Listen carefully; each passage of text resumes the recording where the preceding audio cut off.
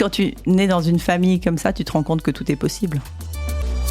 On a passé notre dernière année à faire des études de marché sur un projet de création d'entreprise à base de polyphénol, de pépins de raisin stabilisés. Et ça n'a pas été brillant. Mais tout le monde nous disait, mais n'y allez pas. Mais c'est ça. On a été convaincus par un scientifique. Il nous montrait les études cliniques, nous disant, regardez, c'est 10 000 fois plus puissant que la vitamine E. Vous allez voir, ça va marcher. Donc, il y a eu une vraie vérité produit. On a un service consommateur et on reçoit des lettres, des coups de fil, des messages. Tous les jours, on change la vie des gens.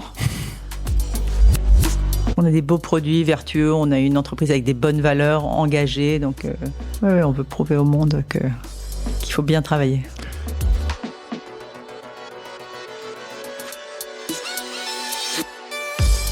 Nous sommes la moyenne des personnes que nous fréquentons. Je suis Mathieu Stéphanie, entrepreneur récidiviste et cofondateur de Cosa Vostra, agence de conseil tech et créative. Avec Génération Do It Yourself, je vous propose de rencontrer ensemble des entrepreneurs, sportifs ou artistes qui vont littéralement faire exploser notre moyenne.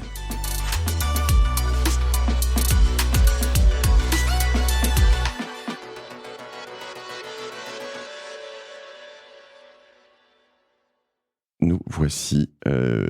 Tu sais que je fais un marathon presque d'enregistrement cette semaine. On enregistre à l'aube des vacances de 2022, c'est d'été 2022, et du coup, entre le mois d'août où je continue à publier et le début du mois de septembre, il faut que je fasse le marathon. Donc, tu es au milieu de mon marathon, j'ai pas encore le mur des 30 km, tu vois, je suis en pleine forme.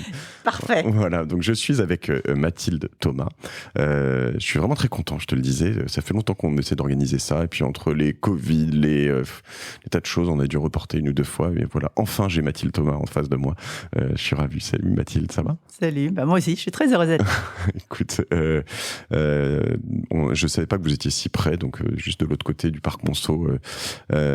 J'ai un peu travaillé cet épisode et je te disais à l'instant, il y a pas mal de choses que je voudrais voir avec toi sur la création d'entreprise, sur la durée en entreprise aussi, parce que ça fait un bail que t'es dans ta boîte en fait, qui est la seule boîte dans laquelle tu as été en fait, quasiment non. Peut-être ça fait 27 ans. Voilà. Et le travail en famille.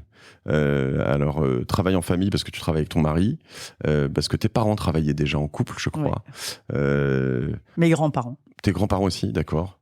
Parce que tu as dû travailler un peu pour tes parents, il me semble, au moins dans les vignobles, quoi, à un moment où... Non, j'ai fait un stage de 15 jours. Ok, d'accord, oui, donc non, pas vraiment. Que moi, ça m'impressionne parce que je te disais...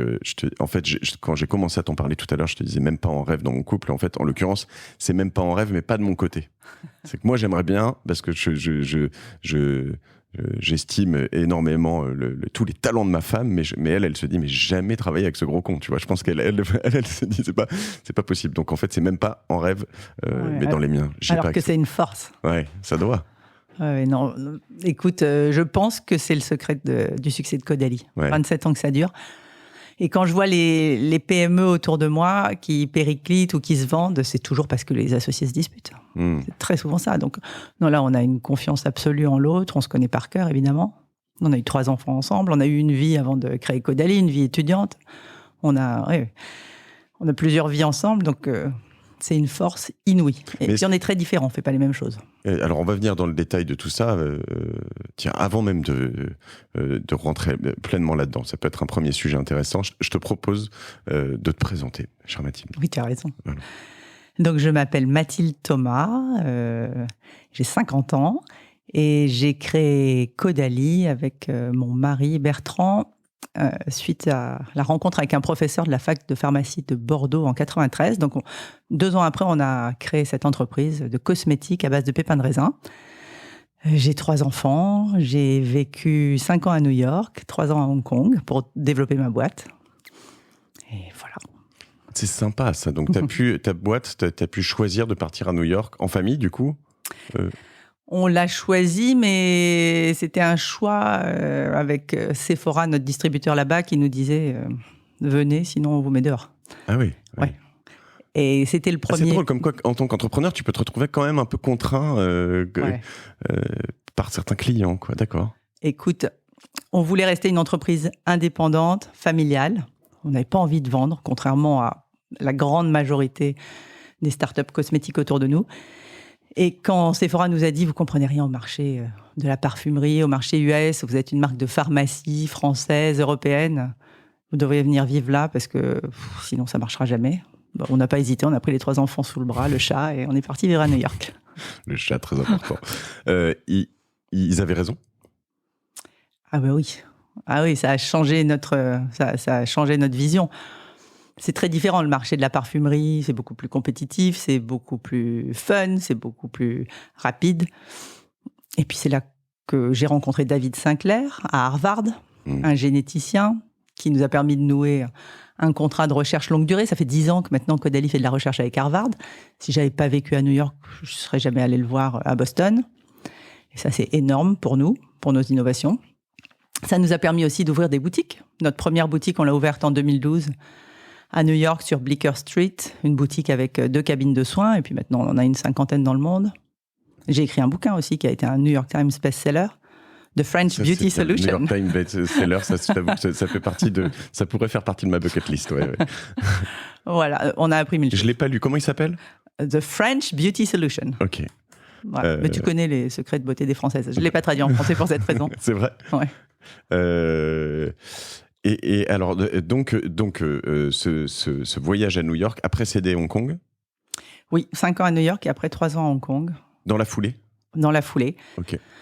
Parce qu'on a rencontré le patron d'Estée Lauder qui nous a dit « C'est bien, vous avez appris beaucoup de choses à New York, mais c'est pas là que ça se passe pour les cosmétiques, c'est à Shanghai. » Et je t'avoue qu'habiter Shanghai à l'époque avec les 3 enfants, on n'a pas eu le courage et on s'est mis dans un lieu géographiquement plus simple pour aller en Corée, pour aussi graviter vers la Chine et puis Southeast Asia.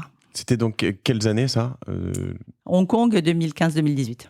D'accord, donc 2010-2015 New York, c'est ça? Ouais. Et avec des enfants de quel âge? La plus petite avait 2 ans. Ça doit être chouette quand même. Ah, c'est une sacrée aventure. Ouais. Ah, mais pour eux, c'est fantastique. C'est des citoyens du monde. Ouais. Je reviens sur ce que tu disais en intro, en disant beaucoup d'entreprises se plantent parce qu'il y a des disputes. Tu pourrais te dire quand même, ma réaction immédiate est de me dire, mais tu as peut-être 2 fois plus de chances d'avoir des disputes quand tu es en couple que quand tu n'es pas en couple. Tu vois ce que je veux dire? C'est que tu as la dispute personnelle et la dispute professionnelle. Il faut être sûr de toi quand tu te lances avec ton partenaire de vie. Moi, j'avais des exemples autour de moi, j'en avais beaucoup. Mes parents ont bossé effectivement ensemble. Et puis mes grands-parents ont monté leur entreprise ensemble. Ils étaient dans quoi, tes grands-parents? Mes grands-parents, ils étaient à Saint-Martin-du-Riage, dans le sud-est de la France, au-dessus de Grenoble. Et ils ont monté une petite supérette, une épicerie. Et puis après, ils ont fait grandir cette épicerie. Ils ont monté des supermarchés. D'accord. Et puis mon père a repris très jeune, à 26 ans, et lui a repris Gosport. Et puis il a fait grandir Gosport. Donc ils étaient dans la distribution. Mes grands-parents, mes parents. Et je me suis aperçu que c'était possible. Vous auriez pu finir en famille Muliez, quoi, en fait, quasiment. Ils ont changé de vie. Alors, ils ont changé de vie et ça a changé aussi ma vie, puisque mes parents, qui étaient aussi d'anciens champions de ski, qui ont changé 3 fois de vie, c'est vrai, ont vendu leurs affaires en 1990 et se sont expatriés du sud-est, donc de Grenoble à Bordeaux, et ont repris le vignoble Smith-Olafite. Ouais. Et ça a été le début de Caudalie, puisque 3 ans après, j'ai rencontré un chercheur de la fac de pharmacie, le professeur Vercottren, et c'est comme ça qu'on a monté Caudalie. Il nous a dit que les pépins de raisin étaient de puissants antioxydants. Il développait un médicament avec Sanofi. Et donc, on était fascinés. Le lendemain, on était à la fac avec Bertrand, qui n'était pas encore mon mari à l'époque. Et on s'est associés à ce chercheur et on a bossé ensemble 25 ans. D'accord. Ouais. Avant de passer avec David Sinclair, justement, ou c'était... Oui, bien avant David Sinclair. Okay. David Sinclair, on a découvert ses travaux dans les années 2000. D'accord. Il était incroyable. Il arrivait à prolonger la durée de vie des drosophiles de 80%, en leur donnant à manger du resveratrol de vigne. Il publiait, il racontait partout que le resveratrol était la meilleure molécule anti-âge. Donc, on suivait les travaux de ce jeune chercheur de Harvard depuis très longtemps. Et là, la première fois que je l'ai vu, c'était en 2012, quand j'habitais New York. On a signé une convention de recherche et on bosse avec lui et Harvard depuis. D'accord. Voilà. Je reviens sur justement la lignée, on va dire, familiale. Ça fait quoi? Toi, tu t'es toujours vu entrepreneur? Tu t'es jamais posé de questions? Ça fait quoi de descendre de grands-parents, parents, justement, qui travaillent en couple? Est-ce que ça te met soit une pression, ou c'est juste une évidence derrière? C'est différent. En fait, j'ai des femmes autour de moi qui travaillent, toutes. mes 2 grands-mères. Une était professeure, agrégée de lettres. L'autre était entrepreneur avec son mari. Ma maman avait bossé avec mon père, s'occupait de la publicité du groupe familial. Puis ensuite, elle est partie, elle a monté son entreprise de publicité. Donc surtout, j'ai des femmes autour de moi qui bossent et qui sont entrepreneurs. Qui ne sont pas les assistantes de leur mari, quoi. Enfin, non, qui bossent. Ouais. Vraiment, qui bossent dur. Et donc pour moi, c'était une évidence. Je ne me suis jamais posé la question de rester à la maison. Je me suis toujours dit que j'allais bosser. Mais par contre, j'étais une enfant à vocation. J'avais un très bon nez, je reconnaissais tous les parfums. Je mettais les copines de ma mère mal à l'aise parce que je reconnaissais leurs parfums. Et donc... Vraiment mal à l'aise, ouais. Ah bah oui, je disais, donc, tu sens Chalimard. Ah bon, j'en ai trop mis. Et mon père m'a dit, écoute Mathilde, si tu as un petit talent, va travailler dans les parfums. Et c'est comme ça que j'ai décroché mes premiers stages. Le premier stage, c'était chez Cacharel, L'Oréal Madrid, j'étais en première. Et puis après, j'ai fait des stages chez des fabricants de parfums, chez Dragoco, chez Robertet, qui sont des grandes maisons qui fabriquent des huiles essentielles et des parfums. Et donc, j'allais vraiment travailler dans cette voie. C'était ce qui me plaisait, ce qui me passionnait. Et j'ai rencontré Bertrand en prépa. Et lui avait vraiment la vocation entrepreneur. Ok. Et donc, je crois que c'est la réunion des deux qui a donné naissance à Caudalie, avec l'étincelle qui a été cette rencontre avec le professeur Vercottren. Et ce nez, il est toujours là ? Écoute, oui. On a des eaux fraîches en pharmacie. On a la meilleure eau fraîche, la plus vendue de toute la pharmacie. Mais je veux dire, le tien, c'est quelque chose que tu travailles. Oui, bien sûr. Ouais. J'adore, ça sent bon, Caudalie. Et t'as voulu, c'est vrai. Tu as voulu, je vais ouvrir toutes les crèmes et quelques produits que vous nous avez gentiment apportés, Juliette et moi. C'est quelque chose qui se travaille, un nez. T'as voulu être nez, c'est très compliqué, non, comme métier. Écoute, non, c'est une école, c'est l'ICIPCA, mais non, je voulais pas être nez. J'ai fait une école de commerce et tu attrapes les produits. Voilà, j'attrape les produits. Je vais te raconter. Non, j'ai pas voulu être nez, bizarrement, mais j'ai toujours travaillé avec des nez. D'accord. Avant de créer Caudalie, j'étais entourée par des parfumeurs. Avoir un peu du skin in the game, c'est comme savoir finalement coder quand tu travailles avec des développeurs, un peu, mais sans être développeur toi-même, quoi. C'est ça. Exactement. C'est l'idée. Alors là, tu es en train d'ouvrir notre best-seller, qui est notre sérum anti-tache éclat. D'accord. Ils sont très bons, lui. Je vais changer de vie après. Alors, contrairement à ce qu'on pense, Caudalie, ça ne sent pas le vin. Hein. Non. Ça sent très frais, des odeurs d'agrumes, de bergamote. Mais alors, c'est tout un sujet que je voulais aborder avec toi. Au tout début, alors évidemment, au niveau marketing, mais tu vas me dire bien plus encore, quand tu lis un peu vinothérapie et tout ça, tu te dis, oh, super, ils auraient pu dire pamplemoussothérapie ou avocatothérapie ou, tu vois, je sais pas. Et par moments, j'ai un peu l'impression qu'on invente des thérapies de tout, tu vois, avec, va passer du temps en provençothérapie ou je sais pas, tu vois ce que je veux dire? Et donc,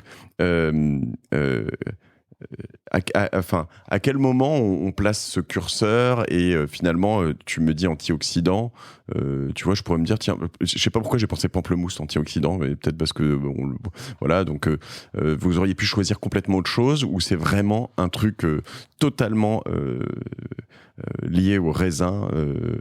Ah non, en fait on a créé Caudalie parce qu'on a rencontré ce professeur Vercottren, qui était directeur du laboratoire de chimie des substances naturelles de l'université de Bordeaux 2. Et lui mettait sur le marché ce médicament avec Sanofi à base de polyphénol issu de pépins de raisin pour fortifier les vaisseaux sanguins et ne plus avoir les jambes lourdes. Donc, médicament qui existe toujours, plus chez Sanofi, mais ça existe toujours. Et lui était convaincu et nous a prouvé, en nous montrant des études scientifiques, que les polyphénols issus de pépins de raisin étaient les plus puissants antioxydants du monde végétal. Et les oxydants, c'est quand même, c'est ce qui fait rouiller ta voiture, c'est ce qui fait brunir les fruits, mais c'est aussi les responsables de 4 litres sur 5. Et donc, quand il nous a dit les polyphénols sont 10 000 fois plus efficaces que la vitamine E, qui est l'étalon, la molécule référence antioxydante, on lui a dit pourquoi est-ce qu'il n'y en a pas dans les produits cosmétiques de la concurrence.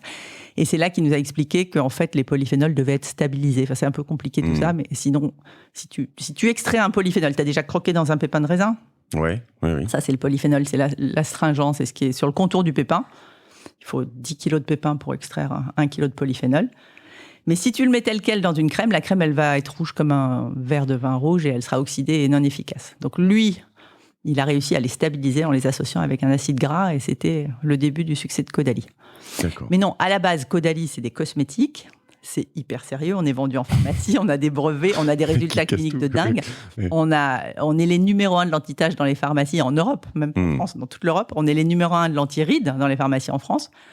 Et après, c'est vrai que 5 ans plus tard, mes parents me disent on va faire un hôtel au milieu des vignes à Bordeaux. Ça, c'était en 98. Ma mère voulait faire des chambres d'hôtes. Et puis finalement, elle a ouvert 30 chambres en 99 qui ont après été très vite reprises par ma sœur et mon beau-frère, qui en ont fait les sources de Caudalie, qui sont cet hôtel palace 5 étoiles canon avec un restaurant étoilé qu'on connaît aujourd'hui.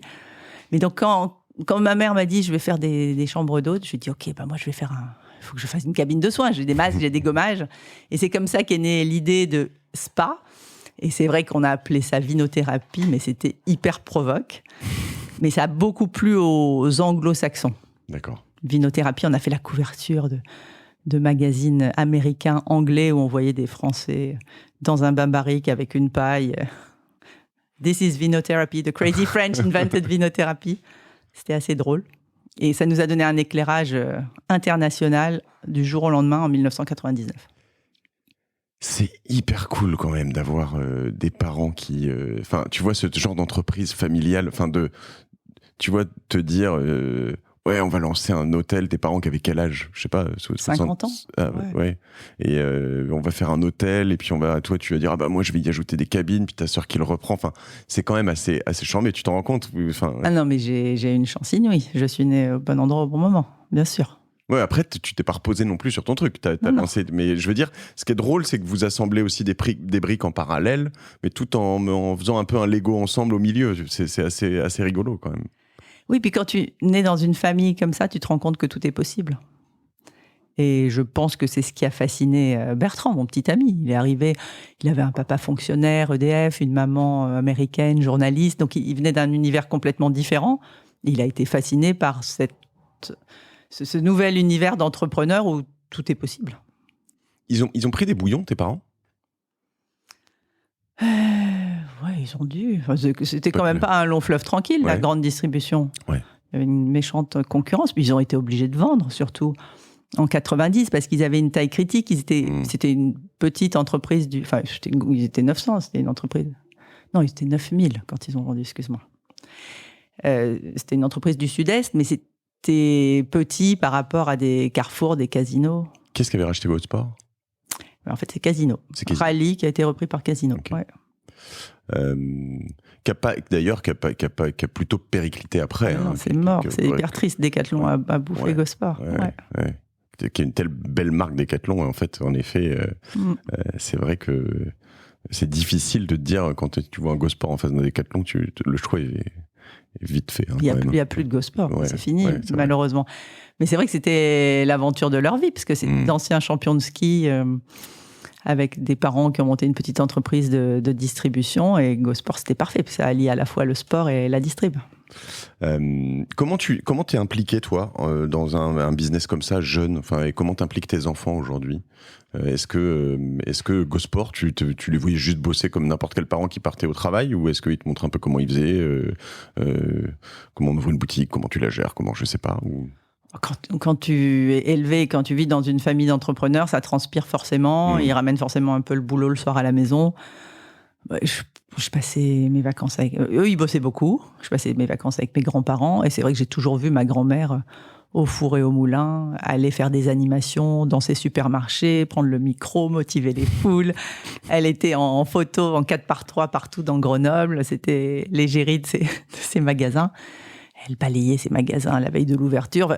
Tu le vis, quoi. Tu fais partie de l'aventure. Et mes enfants, c'est pareil. Ils sont venus avec nous à New York pour Caudalie, puis après à Hong Kong pour Caudalie. Donc, même si on essaie de pas ramener le boulot à la maison, ils en entendent forcément parler. Ils sont au courant. Tu me dis donc, ils ont entre 6, 7 et 15 ans, quelque chose comme ça, j'imagine, ou... Maintenant ? Ouais. Non, maintenant, ils ont 21, 18 et 14. Ah, d'accord, ok. C'est des grands enfants. Donc, ils commencent à être orientés vers soit du business, de la médecine ou du droit ou des choses comme ça. Ils prennent une vocation d'entrepreneur, tu crois? Il y en a un qui vient d'intégrer le SCP, la deuxième, elle part en prépa, et la troisième, elle entre en troisième. D'accord.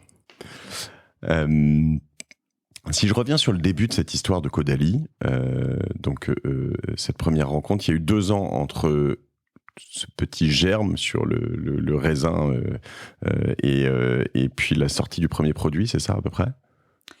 Oui, c'est ça. Et tu étais étudiante, vous étiez étudiants tous les deux pendant ces 2 ans? On était étudiants.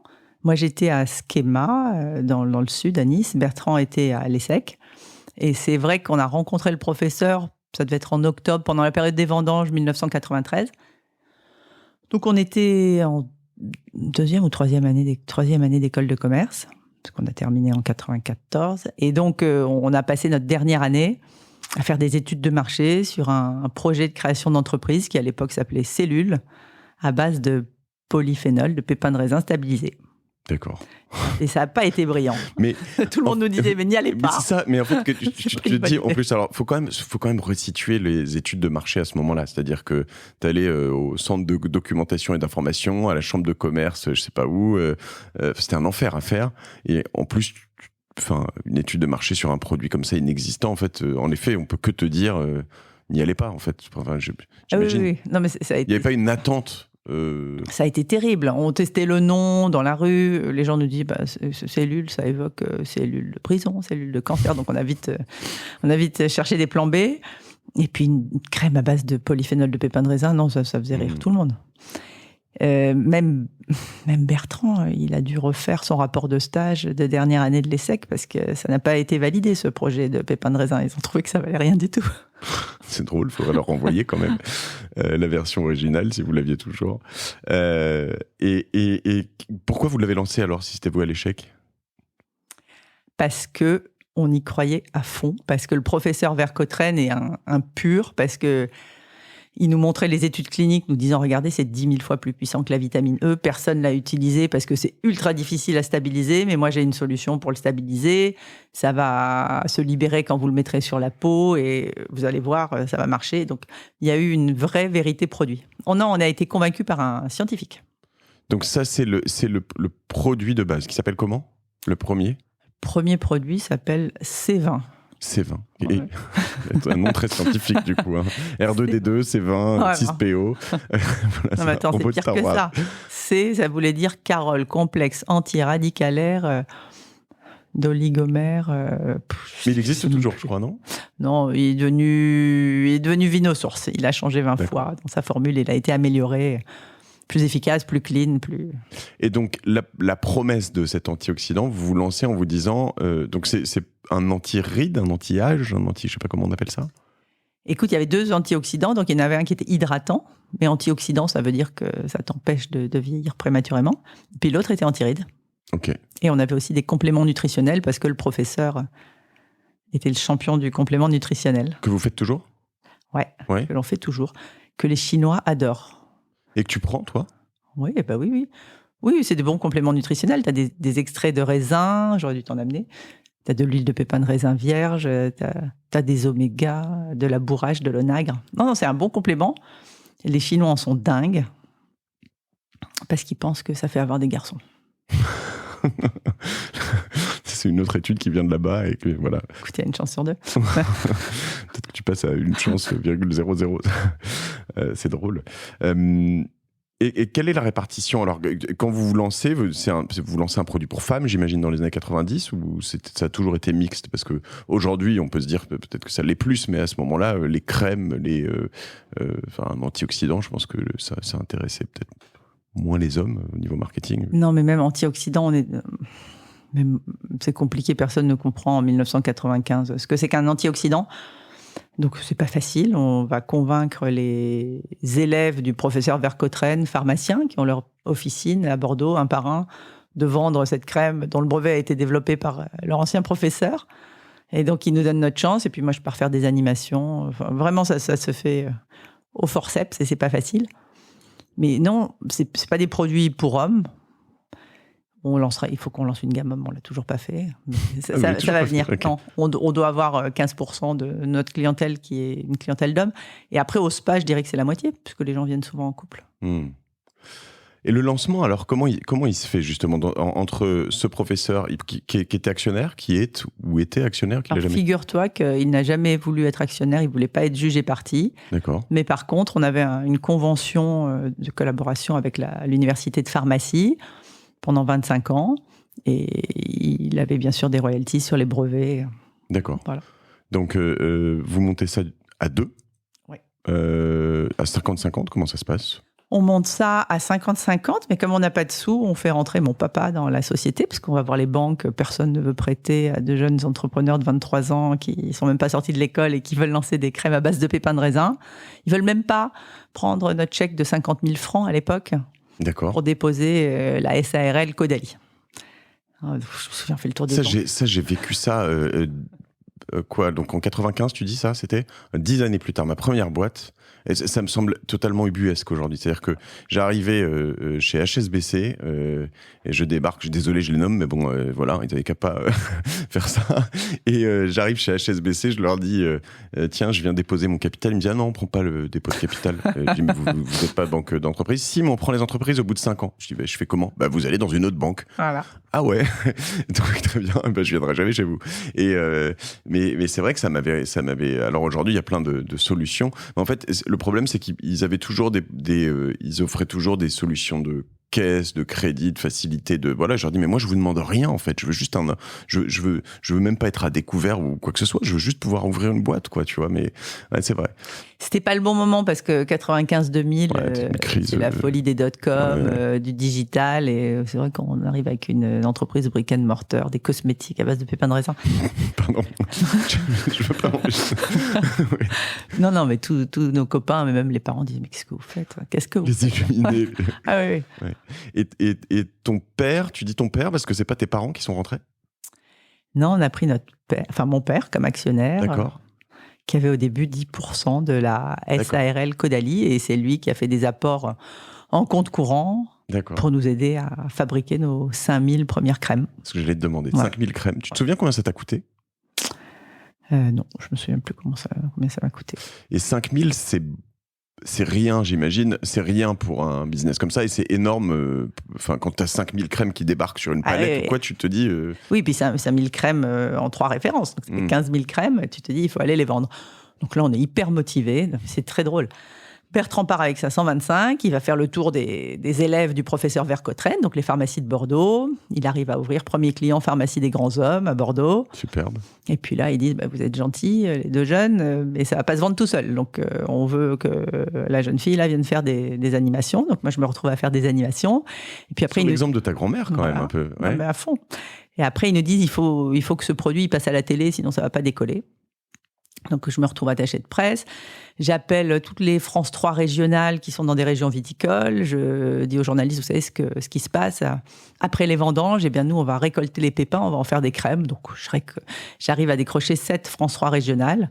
Et puis là, c'était parti. Je pouvais m'être vue à la télé. Je commençais à aller déposer les produits aux journalistes beauté qui sont hyper sympas, séduites par l'histoire et qui nous ont vraiment donné un coup de main. Et voilà comment Caudalie a décollé, petit à petit. Et donc en région, en fait, tu as commencé... il y a eu quelques années où vous étiez que en région bordelaise, ou ça s'est vite répandu parce que... Comment tu développes les autres régions ? Comment tu te retrouves en Provence, à Paris, à Lille Non, le siège social était juste à côté d'ici, dans le 17e, dès le départ. Mais c'est vrai que Paris, c'était plus dur. Paris, la concurrence était plus rude, on avait plus de mal à ouvrir. Donc on a d'abord ouvert... les pharmacies de Bordeaux. Et ensuite, c'est vrai qu'on a eu un coup de pouce de Monoprix qui ouvrait les premières parapharmacies. Ça n'existait pas avant, les parapharmacies. Et ils étaient à la recherche de jeunes marques, de marques de niche. Et ils nous ont donné un beau coup de pouce en référençant Caudalie. Et puis... Et c'est parti tout de suite, dans tout ce que tu me dis, non ? Mais en fait... 27 ans, c'est long, ça n'a jamais décollé, Caudalie, ça c'était vraiment petit à petit. C'est drôle, non mais c'est drôle ce que tu dis, c'est assez... parce qu'à la fois, pour moi, c'est une marque qui a toujours existé. Enfin, tu vois, 27 ans, oui. Ouais. ouais, donc j'avais quand même une quinzaine d'années quand c'est sorti, mais ça a toujours existé. Et c'est vrai que toi, comme tu le dis, ça n'a jamais décollé. C'est drôle parce que vous êtes combien aujourd'hui ? Vous faites combien de chiffre d'affaires ? On est 1000. On fait 300 millions. 300 millions.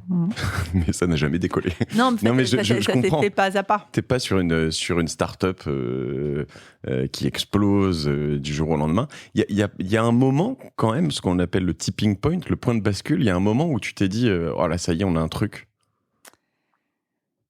C'est vrai que ça a été galère les premières années. On allait, pour répondre à tes questions d'avant, dans les régions viticoles. Et là, ils comprenaient les polyphénols issus de pépins de raisin. Donc, on a installé la marque. Et le tipping point, je dirais que c'est quand on a ouvert le spa vinothérapie. Oui. On a été provoque avec ce nom. Déjà, spa, personne ne savait ce que c'était. Les Américains connaissaient, c'était un mot américain. Vinothérapie. Quand j'ai dû présenter ça au conseil des vins de Bordeaux, de Graves, ils m'ont dit, mais vous allez faire le Disneyland du vin dans les vignes. Et heureusement... Mais oui, exactement. Et alors ? Non, pas du tout. Heureusement que dans les 11 viticulteurs, il y avait un médecin qui a dit non, pas du tout, les polyphénols, c'est hyper sérieux, c'est les plus puissants antioxydants. Il a défendu ma cause, mais ça a été le tipping point. Ce spa vinothérapie nous a donné un éclairage international du jour au lendemain. Et on a été appelés pour vendre au Japon, pour vendre en Australie, enfin pour vendre partout dans le monde, aux États-Unis. Donc là, avec pas toi qui y vas, mais eux qui viennent à toi plutôt dans ce moment-là. Oui, je me souviens de ABC, NBC, CNN qui se battaient pour avoir la première du spa vinothérapie, The Crazy French. Invented Vinothérapie, c'était dingue. Donc non, chapeau bas aux sources de Caudalie. C'est un concept, c'est-à-dire qu'en effet, moi, je me moquais un peu tout à l'heure de la vinothérapie en disant oui, provençothérapie, pamplemoussothérapie, mais finalement, c'est un concept quasi marketing. En fait, c'est des produits ultra efficaces, hyper sérieux, mais oui, on a été un peu gimmick dans le nom vinothérapie, mais les soins sont dingues, l'endroit est sublime, et après, les produits sont extrêmement efficaces. Et qui est déposé, du coup, vinothérapie ? C'est vous, la vinothérapie, ou c'est... Ouais, c'est nous. Ouais. Parce que je vois, en revanche, c'est un gros business. Donc, j'ai ouvert aussi ton deuxième. Alors, j'adore le premier cru, quand même, c'est rigolo. Donc, Caudalie, donc, c'est une crème anti-âge global. Je vais mettre ça, il est temps. T'as pas un truc sur les cheveux blancs aussi, non ? Et donc, je vois technologie brevetée, patented technology, Caudalie X avec Harvard University, etc. Donc, il y a un gros gage de sérieux sur... Enfin, c'est important d'ailleurs. Mais vous travaillez beaucoup et la marque et ce genre de proof marketing, donc sur la vinothérapie et les brevets. On travaille sur tous les brevets. Ouais. Non, la vinothérapie, c'était en 1999. C'est vrai que moi, je l'utilise un peu moins, ce mot. Mais non, moi, je me dédie à l'innovation, au partenariat avec les professeurs, les chercheurs. Et ça, la crème que tu tiens entre les mains, premier cru, c'est un énorme succès parce qu'il y a un brevet déposé avec Harvard et il y a une innovation majeure. Il faut que je la mette tout de suite, attends. Tu la mets tout de suite. Donc et en plus, elle sent bon, et en plus, la texture est merveilleuse, et en plus, elle est naturelle à 97%, elle est super clean. Il faut que je la mette sur le front ou tu t'en mets partout, sur le front, sur les joues. Sur les joues. Voilà. Est-ce que tu sens il y a une goutte de rose, une goutte de chêne, ça sent très bon en plus. Oui, je sens le rose, la rose, ouais. Okay. Voilà. Elle est agréable. Mais parler en même temps, je ne sais pas ce que ça va donner sur... Et non, mais j'ai rajeuni ou pas ? Étale un peu, étale. Oui, je vais étaler, c'est juste que je referme. Tu es bronzé, ça sera parfait. Est-ce que vous... En plus, elle est rechargeable. Très bien. Déclipsée comme un espresso. Est-ce que vous réfléchissez au pourquoi ? Enfin, je veux dire, l'anti-âge, le vieillissement, finalement. Je te vois te dire où est-ce qu'on va aller. Non, c'est tout un sujet, tu vois. Finalement, jusqu'où on va là-dedans ? Est-ce que en fait, finalement, avoir des rides, c'est pas une bonne chose ?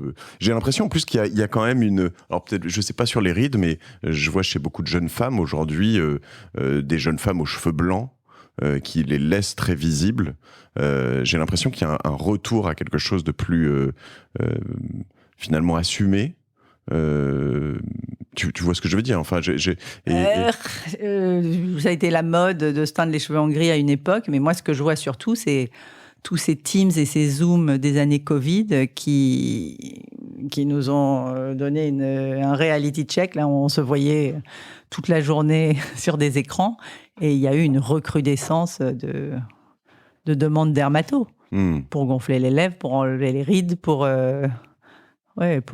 lisser les traits parce que les gens en avaient marre de se voir fatigués dans les écrans. Et moi, c'est vrai que je ne sais pas s'il y a des chiffres là-dessus, mais j'ai remarqué qu'il y avait eu Et puis il y a les réseaux sociaux, il y a l'effet Kardashian qui percole sur toutes les nouvelles générations qui sont prêtes à aller chez le dermato très jeunes. Donc non, moi je pense le contraire de toi. Chirurgien, disons le même non, pour certains. Pas le chirurgien, c'est plutôt des injections pour se faire gonfler les lèvres, du botox pour lisser les traits. Et des peelings pour avoir les pores resserrés. Comme elles se filment toute la journée, ces jolies jeunes filles, je pense que... Et tu peux... Ouais, mais elles ont des filtres, en fait. T'as plus besoin de Caudalie ni de ton dermato. Non, mais est-ce que... Alors déjà, est-ce que ces produits peuvent éviter des interventions, en effet, de botox et de choses comme ça, d'une part? En tout cas, les reculer, c'est sûr. Enfin, nous, on est les leaders de l'anti-taches. Toutes les taches qui sont liées à l'acné, les taches qui sont liées au soleil, les taches de vieillesse, les mélasmas, les masques de grossesse.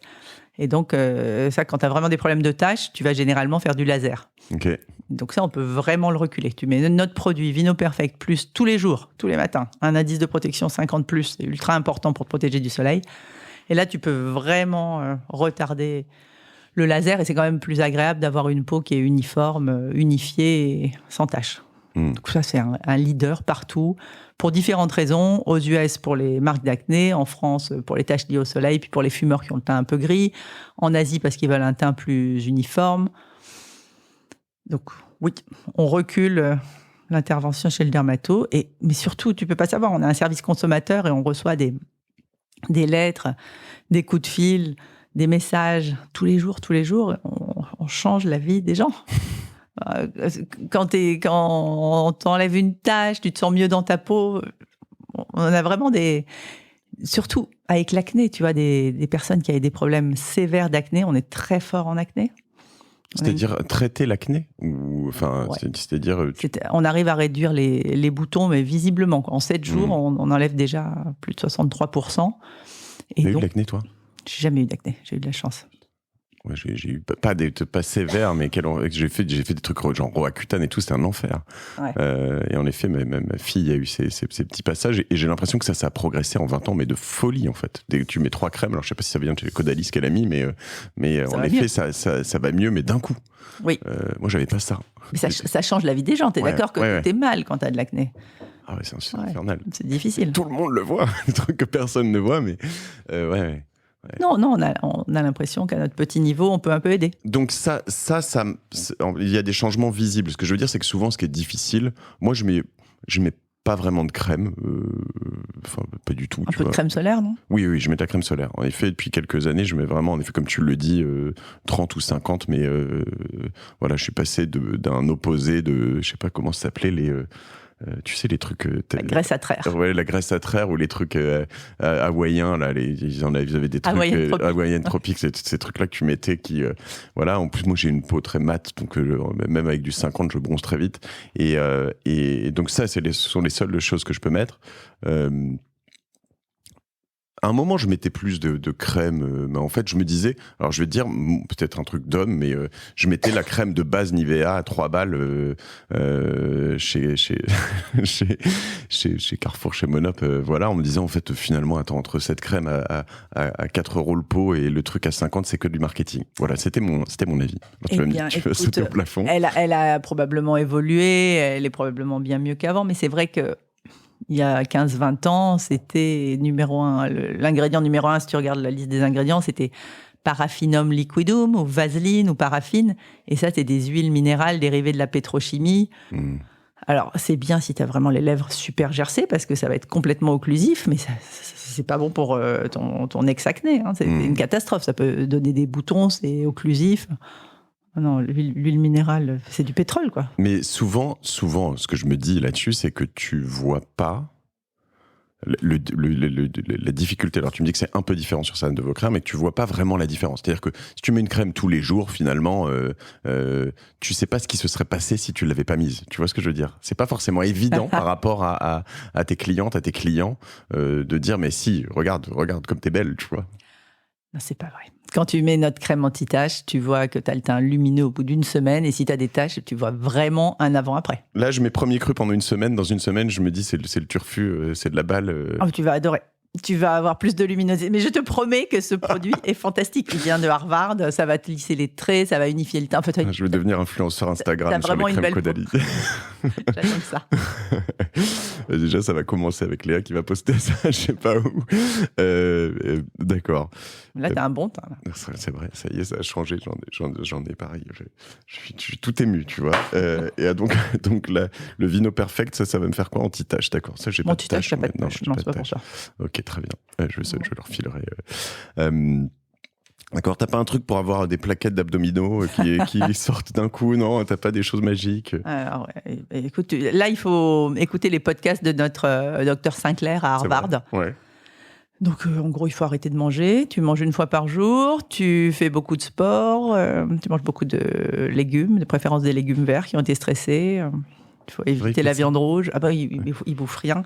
Il mange énormément de compléments nutritionnels, du resveratrol, de la metformine. Enfin, c'est vraiment un gourou de l'anti-âge. C'était Benjamin Button, notre professeur. Et on dirait qu'il a 20 ans de moins.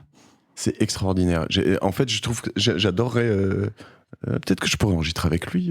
Tu crois que c'est possible? En anglais, ouais. En anglais, ouais. Ah bah ouais. Parce que je trouve que le sujet me fascine, justement, l'anti-âge. Et aux États-Unis, il y a un gros mouvement là-dessus. Hein, et il y a l'anti-âge visible et l'anti-âge aussi, cerveau, vivre plus longtemps.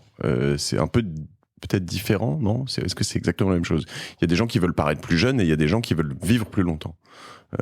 C'est pas exactement la même chose. Ça n'a rien à voir. Et in and out. In and out. Mais je trouve que c'est intéressant de voir un peu justement jusqu'où on veut, jusqu'où on peut aller et pourquoi, encore une fois, tu vois. Mais il faut que tu interroges David Sinclair.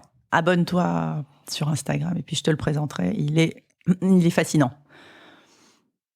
Je croyais que t'allais... non, et alors vous, depuis le début, ça a été un de vos créneaux, l'anti-âge, en tout cas, sur Caudalie, Mais parce qu'en fait, l'antioxydation, ça veut dire anti-radicaux libres, et les radicaux libres sont responsables de 80% du vieillissement cutané. Donc, on est tombé dedans parce que le professeur nous a parlé des pépins de raisin qu'on jetait après les vendanges, et c'est comme ça que on s'est lancé dans l'anti-âge, et c'est comme ça qu'on est devenu numéro 1 de l'anti-âge dans les pharmacies en France. Et alors, ces pépins, à l'origine, venaient du domaine donc c'est pas Lafite Rothschild, c'est Smith Lafite. Il y a un Smith Lafite, oui, c'est ça, c'est bien. C'est bien ce que je pensais. Smith Lafite ou rien à voir, tu les récupères autrement? Écoute, on ne peut pas les prendre directement au domaine parce qu'il y a une vieille loi napoléonienne qui nous oblige de les prendre dans la distillerie. Ok. Et on est obligé de prendre des pépins qui ont... Une vieille loi napoléonienne 1912. Tu peux pas garder ton marc de raisin une fois que tu as pressé ton vin parce qu'il y a encore des sucres dans le marc et tu pourrais faire de la liqueur ou faire un alcool interdit. Donc on est obligé de donner tout ça à la distillerie. Et là, à la distillerie, ils vont séparer la peau du pépin et c'est à ce moment-là qu'on récupère les pépins. Mais on ne peut que prendre des pépins qui ont servi à faire du vin blanc ou du champagne. Parce que quand tu fais du rouge, tu laisses les pépins dans une cuve macérée pendant plusieurs semaines. Okay. C'est pour ça que le rouge a des vertus, exactement, parce que les polyphénols sont allés dans le vin rouge. Le vin rouge. Si je bois beaucoup de vin rouge, je vais rajeunir aussi. Écoute, en tout cas, c'est riche en resveratrol et c'est bon pour toi. D'accord. Malheureusement, le vin blanc et le champagne n'ont pas toutes ces vertus. D'accord. Et donc, nous, on récupère ce pépin de vin blanc qui n'a pas largué ses polyphénols dans le divin breuvage. Et c'est comme ça que Caudalie fait ses polyphénols stabilisés et ses crèmes. Et on en récolte 3000 tonnes. Donc, il y en a de Smith Lafite, mais il y en a aussi d'Alsace, il y en a aussi de Bourgogne, il y en a aussi de Champagne. Enfin, il y en a un peu partout en France. Donc si tu grossis trop, tu pourrais avoir ou si tu as des concurrents qui se mettent à fond là-dessus, tu pourrais avoir pénurie de pépins. Une pénurie de pépins. Non, il y en a beaucoup des pépins en France. Ouais. Je pense pas. Non, on n'est pas inquiet pour ça. Et il y a d'autres gens qui achètent des pépins pour d'autres raisons? Écoute, oui, bien sûr, tous ceux qui font de l'huile à base de pépins de raisin. Mais c'est pas la même chose. Nous, on extrait l'écorce du pépin, la partie astringente quand tu la croques, et à l'intérieur du pépin, tu as de l'huile. Ouais. C'est une forme d'upcycling aussi. Caudalie fait de l'upcycling depuis 1995. Et Caudalie était une marque clean avant que le clean soit cool. Ouais. On était clean dès qu'on a enlevé parabènes, phénoxyéthanol, phtalate, sodium laureth sulfate, huile minérale. Aujourd'hui, tu as des applications que tu connais peut-être qui s'appellent Yuka, où tu scannes tes aliments, tes produits. J'ai reçu Julie Chapon sur ce podcast. Chouette, Julie. Et écoute, nous... Là, vous êtes noté 100 ou... Enfin... On est vert, je dirais que 99% des produits sont verts sur Yuka. Et ça a été un alignement des planètes, parce que moi, c'était ma quête. Je voulais que mes produits soient clean, sans silicone, sans PEG, sans microplastique, sans toutes ces cochonneries qui sont potentiellement des perturbateurs endocriniens, ou qui sont irritants, ou qui vont polluer la planète, ou qui sont des huiles minérales dérivées de la pétrochimie, ou encore des ingrédients d'origine animale que je veux pas. Et c'est vrai que quand Julie a monté Yuka, on était contents parce qu'on sortait vert. Direct. Il n'y a pas eu de correction à apporter? Si, il y a eu des corrections à apporter. Et ça, je l'ai fait quand je suis rentrée de Hong Kong. Il me restait des traces ça et là de silicone, de PEG, de microplastique. Et là, maintenant, tout est impeccable. Et c'est un peu Yuka qui vous a fait changer là-dessus ou... Non, je voulais le faire et j'avais du mal loin de mon labo. Et donc, dès que je suis rentrée en 2018, j'ai commencé ce chantier et là, on l'a fini.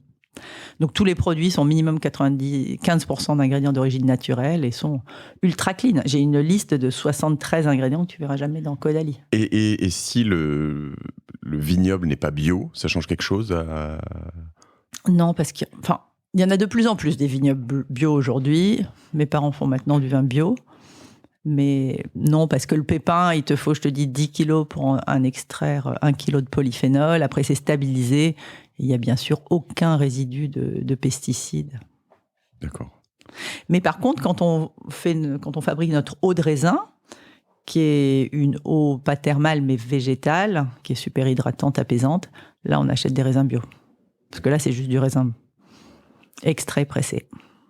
Je me sens bien avec ma crème. Écoute, tu rajeunis à vue d'œil. C'est passionnant de voir un peu alors toutes ces choses-là. Comment ce que tu disais à l'instant, quand tu es à Hong Kong, loin de ton labo, t'as quand même un truc en moins. Je veux dire, quand tu es à New York, à Hong Kong, vous laissez loin de vous, vous coupez un rein, quoi, un peu. Non, parce qu'il y a des très bonnes équipes qui assurent en France. Mais oui, je ne peux pas aller au labo comme j'y vais tous les 15 jours. Mais par contre, je rencontre le professeur, le docteur Sinclair de Harvard. Donc ça, c'est un plus. On monte nos premières boutiques, c'est un plus. On apprend un nouveau marché. Puis en Asie, on comprend la différence entre les Coréens, les Chinois, les Japonais, Southeast Asia. Donc on apprend mille choses. Mais oui, on se rend compte que les Asiatiques ne sont pas tous les mêmes, c'est ça? Non, je rigole parce que comme eux pensent peut-être que nous, on est... C'est exactement ça. C'est les Bulgares, les Français. Exactement ça. D'accord. Ouais. Déjà qu'on est tellement différents, nous les Parisiens, des Marseillais, tu vois. Ouais, c'est ça. Non, mais on a appris mille choses. On a aussi... Je vous aime les Marseillais, je rigole. C'est gentil blague. Je suis un fan, je fais mon coming out, grand fan du PSG, tu vois, donc je l'assume. Pardon. Non, je disais, qu'est-ce qu'on a appris? On a appris aussi... aux États-Unis, on a appris à être une entreprise engagée. Donc ça nous a appris beaucoup de choses. Oui, j'étais loin de mon labo, mais on a fait d'autres choses. C'est quand j'étais aux US qu'on a signé avec le 1% pour la planète, qu'on a parlé à Yvon Chouinard, le fondateur de Patagonia. Tu as lu son livre? Bien sûr. On est fan absolu. Et on voulait faire quelque chose pour la planète, on voulait planter des arbres. Et Yvon nous a convaincus de rejoindre ce mouvement. Et donc, quand il a ouvert en France, en 2012, on a été... parmi les premiers. Aujourd'hui, on est le premier contributeur cosmétique mondial avec Caudalie, et chaque année depuis 2012. Donc, ça fait 10 ans qu'on donne 1% de notre chiffre d'affaires. On a planté 10 millions d'arbres. 1% de votre chiffre d'affaires, hein, c'est chaque énorme. année. Ouais, c'est énorme. En fait, les gens ne se rendent pas compte, mais c'est énorme. On est gros. Rendez-vous compte, c'est pas 1% de la marge de l'EBITDA, de la marge brute, de ce que vous voulez, c'est du chiffre d'affaires. C'est énorme. Et si ça va mal, on donne quand même. Ouais. Si le résultat est mauvais, on donne quand même. Mais c'est une des meilleures décisions qu'on ait prises. Vous n'êtes pas coté, hein? Non, donc votre marge, tout ça, c'est pas public. Enfin, non, d'accord.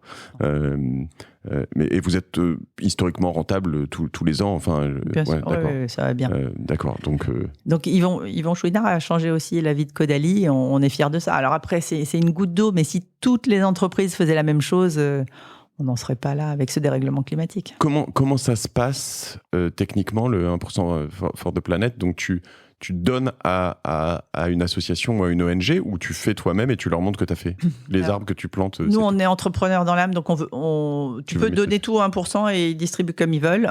Nous, on choisit nos associations. Donc, on choisit des gens qu'on connaît, qu'on aime, en qui on a confiance. On fait ça en bon père de famille. On bosse beaucoup avec Tristan Lecomte, qu'on adore.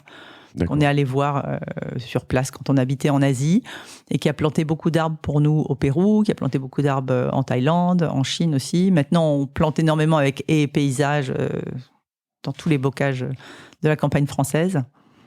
Et alors, comment ça se passe? Il y a des choix, il y a des... tu te dis, je veux penser tel type d'arbre dans tel endroit, telle forêt, je veux qu'il reste tant de temps, ils finissent par être coupés pour une raison X ou Y, ou ils doivent... Ah bah oui, non, ils finissent par être coupés parce que, en fait, c'est bien plus que de planter des arbres. Quand, par exemple, on a commencé en Indonésie et puis en Thaïlande, on était allé dans la ferme de Tristan. Donc, c'est des communautés majoritairement de femmes qui vont ramasser les graines d'abord sous les arbres, qui ensuite les mettent dans une pépinière, qui font planter les petits arbres. Et puis, une fois que les arbres sont prêts à être plantés, elles vont les replanter. Donc, ça fait travailler des femmes, ça fait travailler des villages. Et puis, ça amène beaucoup de choses. Ça amène de l'eau, ça amène des animaux, ça amène tout un écosystème perdu. Et puis, ça amène des revenus pour les fermiers au bout de 10 ans. On parle de 3 millions d'euros par an, donc à peu près, hein. C'est ça. C'était pas ça il y a 10 ans, mais maintenant, oui, c'est ça. Oui. Donc 10 millions d'arbres. Écoute, je crois que c'est ce qui a brûlé sur le bassin d'Arcachon. Là, c'est terrible. Oui, c'est terrible. C'est terrible. Ouais.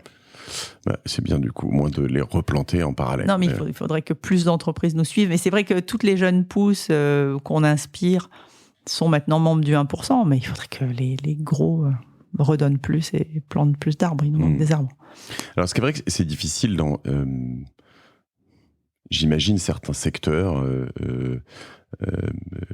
je vais prendre la grande distrib que tu connais par ta famille, mais où finalement tes marges à la fin sont souvent de 1 ou 2%. Enfin, donc refiler à 1%, ça veut dire que tu augmentes tous tes prix de 1%, ça veut dire que tes concurrents explosent, tu vois. Et je vais pas prendre la défense de Michel-Édouard Leclerc, quoique je pourrais.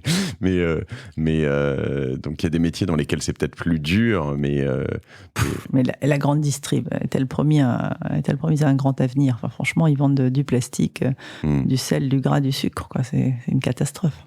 C'est vrai, mais elle est nécessaire pour nourrir aussi le commun des mortels, quoi. Après, tu peux te nourrir avec des commerces de proximité, plus locaux et peut-être un peu plus vertueux. C'est vrai. Voilà. Et ça émerge à la fois. Ouais, j'espère. Le sens de l'histoire. J'espère, non, mais c'est compliqué. Donc oui, on a appris beaucoup de choses à l'étranger. Et ça, comment être engagé, en fait donc on parle, il y a une dizaine d'années, 2010. 2012. 2012, ouais, donc il y a 10 ans. En effet, même là-bas, c'était peut-être un peu le début de cet engagement. Enfin, on voyait Nike qui commençait à s'engager. Alors, en effet, Yvon Chouinard, là, Patagonia, on est sur un truc qui date des début des années 90 sur vraiment cet engagement fort, même si avant, il avait commencé tout ça. Mais l'influence et l'impact qu'il a eu, c'était vraiment ce mouvement-là que tu n'aurais peut-être pas perçu à ce moment-là. Tu aurais peut-être eu 5, 8, 10 ans de retard. Peut-être. Je trouve que les Américains, surtout les Américains de la côte ouest, sont en avance sur le reste du monde, sont plus écolos, plus engagés. Oui, Californie, puis lui, c'est Seattle. Vous étiez là-bas, vous? Non. New York, non, c'est ça? Non, mais le siège de Sephora est à San Francisco, donc on y allait souvent. D'accord. Voilà. Et puis en Asie, on a vu aussi les méfaits de la pollution plastique. Ça a été affreux. T'as beau aller sur les plages les plus belles du monde, paradisiaques, il y a du plastique partout, c'est terrible. Et donc, comme malheureusement à Caudalie, on est encore obligé d'utiliser du plastique, parce que quand tu fais une crème solaire, tu peux pas la mettre ni dans un tube en alu qui va chauffer au soleil, ni dans un tube en verre qui va se casser. Donc le plastique, ça reste quand même le matériau le plus léger, le plus pratique. Et donc on a décidé de créer le mouvement 100% plastique, et ce depuis 2020, où on récolte le même montant de plastique que ce qu'on consomme chez Caudalie. On le transforme et on l'offre aux populations locales. On fait ça à Bali et en Thaïlande. D'accord. Et en parallèle, j'essaye vraiment de diminuer le plastique. Tu vois, on en consommait 646 tonnes en 2019. On est passé à 545 tonnes en 2020. Donc, avec plus de produits vendus, non ? Avec plus de produits vendus. J'essaye de diminuer le plastique. J'essaye d'utiliser dès que je peux, je mets les crèmes en pot, évidemment, ou en alu. Du plastique plus léger, du plastique recyclable, du plastique recyclé. On a fait une grosse révolution sur nos packaging. Quand je suis rentrée en France, j'ai décidé que tous les packaging devaient être soit en matériaux recyclés, soit recyclables, soit rechargeables. Alors c'est une quête sans fin, mais c'est un bon début. Le produit que tu tiens entre les mains, tu vois, si tu l'ouvres, tu peux déclipser la crème comme une recharge Nespresso quand tu l'as fini. Je vais en mettre partout, là, j'ai peur. Pas du tout. Ouais. Voilà. D'accord. Et le plastique est recyclable 7 fois environ, et ensuite tu achètes que la recharge, et tu gardes ton pot et ton capot. Et la recharge, je l'achète en ligne ou je peux l'acheter partout ? Tu l'achètes en ligne, tu l'achètes en pharmacie, il y en a partout. Ouais. Et tu connais What Matters, ça te parle, non ? Une marque, j'ai reçu il y a un an un des fondateurs, Franck. Ouais. Et alors Disclosure, j'ai investi depuis dedans un petit peu, mais ils sont pas du tout dans de la beauté, ils sont plus dans des produits de la maison, donc dentifrice. Alors vous devez avoir peut-être des produits concurrents. Vous faites des déodorants, oui. Mais ils font aussi, tu vois, du pchit pour nettoyer la cuisine, les mains, etc., etc. Et leur trip, c'est vraiment d'envoyer des recharges, des éco-recharges en gros format, en fait. Enfin, le plus gros possible. Moi, j'ai une famille, et en fait, du coup, je reçois ça quasiment en commande. Des choses que vous envisagez, peut-être ou... Oui, c'est le futur. Ouais. C'est le futur, mais d'ailleurs, il y a des lois gouvernementales, la loi AGEC. On va être obligé de réutiliser nos emballages. C'est plus possible. Donc, on est tous mobilisés là-dessus. On a une équipe d'ingénieurs packaging green pour essayer de minimiser le plastique, minimiser le CO2. Quelle est la répartition des équipes aujourd'hui entre, je sais pas, marketing, ingénierie, commerciaux, ingénierie... alors, parce qu'en plus, j'imagine que tu as le packaging, donc tout ce qui est extérieur, et ce qu'il y a dans les crèmes, tout ça, c'est... Alors, tu as le labo de formulation qui est situé à Gilly.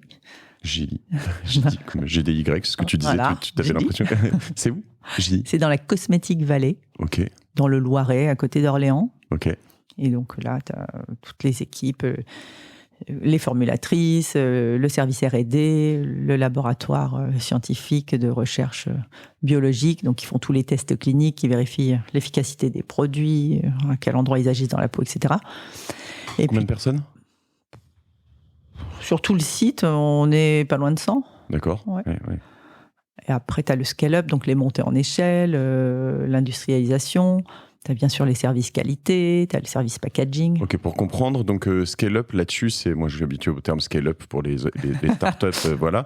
C'est que donc tu vas d'abord faire une recherche, on va dire, tu vas trouver un produit qui est bien, et après tu dois savoir le produire at scale, quoi, en grand volume, c'est l'idée. En fait, il y a d'abord la recherche fondamentale qui se fait, avant c'était à la fac de pharmacie de Bordeaux avec le professeur Vercottren, maintenant depuis 10 ans c'est à Harvard. Donc là c'est la molécule. La molécule efficace, unique, brevetée, innovante, qui va faire la différence sur la peau. Et ensuite, tu la formules, 10 grammes, 50 grammes, tu passes 5 kilos, 10 kilos, et puis tu scale up jusqu'à pouvoir fabriquer beaucoup plus. Oui, c'est ça le scale up chez nous. Et donc après, pour te répondre, on a un siège social où on est une centaine à Paris, un peu plus de peut-être 120. Et là, il y a les équipes... comptable, finance, il y a tout le marketing Europe, le digital. Tu as le développement produit, tu as les achats, tu as la fabrique de contenu. J'en oublie, mais on est nombreux. Et après, tu as des équipes partout dans le monde. Et après, il y a beaucoup de gens sur le terrain. Commercial, du coup, des équipes commerciales. Les marketing Amérique du Nord, Asie, j'imagine qu'il y a des bureaux de là-bas que tu as abandonnés en partant à chaque fois. Les bureaux régionaux, c'est Paris qui s'occupe de toute l'Europe. Il y a New York qui s'occupe des Amériques, et puis avant, il y avait Hong Kong qui s'occupait de toute l'Asie, et maintenant, on a Hong Kong, mais on a aussi Shanghai, puis on a aussi Singapour qui s'occupe de l'Asie du Sud-Est. On a un sujet géopolitique là-bas où tu te dis finalement Hong Kong, Shanghai, ça va être compliqué, il faut peut-être tout mettre à Singapour ou ailleurs. C'est une réalité, ça? On a un sujet sur la Chine qui est difficile, parce qu'on n'a pas pu y aller depuis 3 ans, donc on travaille avec nos équipes en ligne uniquement, ils sont tout le temps confinés, c'est très compliqué. Xi Jinping a vraiment durci les réglementations, on n'a plus que 13 produits qui sont enregistrés en Chine, donc c'est pas facile. La Chine, Caudalie va très bien, et la Chine, en ce moment, c'est difficile, on aimerait pouvoir y aller. Et donc, tu as 13 produits, tu en avais beaucoup plus avant, tu peux plus vendre un certain nombre de produits? On a une centaine de références, Caudalie, il y en a que 13 qui sont enregistrées, c'est des réglementations longues et complexes qui visent à protéger les produits locaux, j'imagine. Et tout est produit en France et exporté là-bas? Tout est produit en France. Par vous? Oui. Enfin, on produit, on sous-traite, on fabrique tout à JD, on fait les formules, et ensuite on sous-traite 100% en France. D'accord. Et ce sont des sous-traitants cosmétiques ou, d'accord, que tu dois auditer, j'imagine, ou suivre de près pour pas qu'ils fassent la même chose que tout le monde. Enfin, j'imagine que vous avez une approche différente de vos confrères dans le métier. Ah bah oui, non, on leur donne un cahier des charges extrêmement précis et fourni, et ils délivrent nos produits uniques. Ouais. Qu'est-ce qui fait aujourd'hui la différence? Alors, vos concurrents, c'est Estée Lauder, L'Oréal, ce genre de boîte? Ça dépend des pays. En France, on est concurrent avec les marques de pharmacie. Ok. Pourquoi tu achèterais une crème Caudalie premier cru plutôt qu'une crème prescrite par ton dermato ou vendue en pharmacie? Et puis chez Sephora, on est plutôt avec des marques de parfumerie et des marques niches. Et vous êtes prescrit aussi ou Alors, on est prescrit pour la crème anti-tache, surtout au Portugal. On fait des tests dans certains pays. Ça marche bien. Et sinon, c'est en vente libre, donc sans prescription nécessaire. Oui. D'accord. Ouais. Et en France, vous êtes vendu chez Sephora aussi? Non. D'accord. On n'est que chez nos pharmaciens. Et c'est un choix, ça? C'est un choix historique. On adore nos pharmaciens. C'est grâce à eux qu'on existe. On leur doit une fière chandelle. Et puis, on venait de la recherche d'un pharmacien. Et donc, ça nous semblait logique, créé par un pharmacien, pour les pharmaciens. Donc, aujourd'hui, on est vendu dans 16 000 pharmacies en Europe. D'accord. Et du coup, les distributeurs traditionnels cherchent quand même aimeraient vous vendre ou pas vraiment? Si, bah oui, parce que Caudalie marche bien, donc il y a beaucoup de demandes, je sais, sur Sephora.com. Et puis en plus, on marche fort aux États-Unis, donc écoute. Et votre proportion de vente sur votre site versus les réseaux de distribution, c'est combien? Ça reste, en fait, ça grandit, bien sûr, ça a grandi avec la Covid, mais ça reste minime parce que, comme je te dis, on a 16 000 points de vente, donc Caudalie, tu le trouves en bas de la rue normalement. Donc c'est moins de 10% ou... Ouais, c'est ça. Ok. Ouais, c'est vrai que c'est moins souvent. Alors, à part quand tu connais bien les produits, mais c'est quand même un produit que tu prends en passant, j'imagine, pas mal. Oui, puis on a des conseillères dans les points de vente. D'accord. Qu'est-ce que quand tu pars, je reviens juste rapidement sur les États-Unis et Hong Kong, quand tu laisses un bureau qui est quand même un siège en fait en Europe, il y a quelqu'un c'est vous qui êtes toujours les patrons. Alors d'ailleurs, quelle est votre répartition à tous les deux de travail? Alors, Bertrand s'occupe du commerce, de la stratégie, des finances, du développement. Et moi, je m'occupe de la recherche, du développement produit, et des achats. C'est qui le patron? De la création de contenu, c'est Bertrand. Mais il te laisse, ça te pose pas de problème? Non. Moi, je dépense les sous. Il te dit tu dépenses trop ou pas? Relation de couple? Non. Non. Mais oui, c'est vrai qu'il préfère quand je sors des bons produits qui se vendent. Vous vous engueulez professionnellement? Ça arrive, mais on se connaît quand même bien. On bossait ensemble en prépa, donc on se connaît par cœur. Oui, ça arrive. Quand je suis convaincue qu'il faut lancer un produit, je vais me battre. Mais c'est vrai que si j'ai pas son appui et pas l'appui des commerciaux, on va twister un peu le truc. T'aurais des anecdotes là-dessus, je sais pas, un produit sur lequel que t'as lancé, soit qui a marché, pas marché, ou que t'as pas lancé, ou enfin, il y a eu des. Écoute, en 1996, donc année 2 de Caudalie, je rencontre un docteur qui me parle de cette vieille recette de la reine Isabelle de Hongrie, qu'elle se mettait sur le visage. Et la légende raconte qu'en se mettant cette eau à base de romarin, de mélisse, de myrrhe, de benjoin, de fleurs d'oranger, elle avait un teint tellement lumineux qu'à 72 ans, le roi de Pologne, âgé de 30 ans de moins qu'elle, était raide dingue d'elle. Donc, on refabrique cette eau de beauté de la reine de Hongrie, on y ajoute du raisin. Et la formule est un peu étrange. Tu as les huiles essentielles qui flottent à la surface, et ça sent vraiment fort. Ça sent la menthe, le romarin, la myrrhe, le benjoin. Tu aimes pas, quoi. Bizarre. Et je dis à Bertrand, écoute, il faut vraiment qu'on lance ce produit. C'est fantastique, ça resserre les pores, ça lisse les traits. En plus, ça fixe le maquillage. Et l'incompréhension est totale. Et donc, ouais, c'est un produit qui n'aurait jamais passé les études de marché. Il n'y croyait pas. Et puis aujourd'hui, c'est le best-seller aux US. Il a appris à l'aimer, je crois.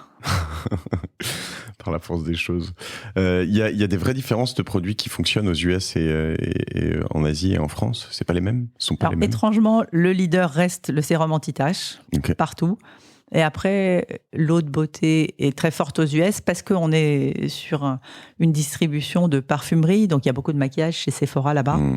Et c'est un produit qui fixe le maquillage aussi, qui est un pont entre le skincare et le maquillage. Or, il est moins compris dans les pharmacies en France, ce produit. Combien vous vendez en Amérique du Nord versus l'Europe, par exemple? C'est quoi Je dirais 12%. Là-bas? Oui. Donc vous êtes tout petit là-bas, entre guillemets. Je veux dire, par rapport il y a un gros potentiel. Il y a un gros potentiel. Quand on a quitté la France pour aller développer l'étranger, la France représentait 70-80% du chiffre d'affaires. Et aujourd'hui, la France, c'est 30% du chiffre d'affaires. D'accord. Donc, tu as la France, 30% du chiffre d'affaires, tu as un tiers qui est l'Europe, et puis le reste, c'est Amérique, Asie, avec Amérique qui grossit plus que l'Asie en ce moment, pour raison de Covid. Ouais.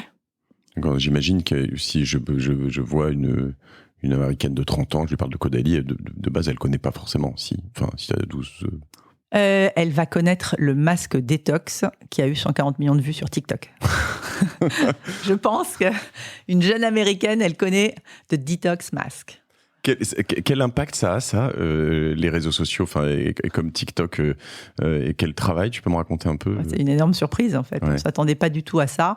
On a eu une influenceuse qui a mis un très joli masque, mais qui existe depuis de nombreuses années chez Caudalie, qui s'appelle le masque détox, un masque à l'argile rose, aux huiles essentielles, qui va effectivement désencrasser les pores, resserrer les pores, illuminer le teint et qui sèche. Donc tu vois vraiment un avant-après. Moi, j'écoute Mathilde, j'ai envie de tout essayer ces produits-là. Je l'ai le masque détox. Ah, mais je suis sûre.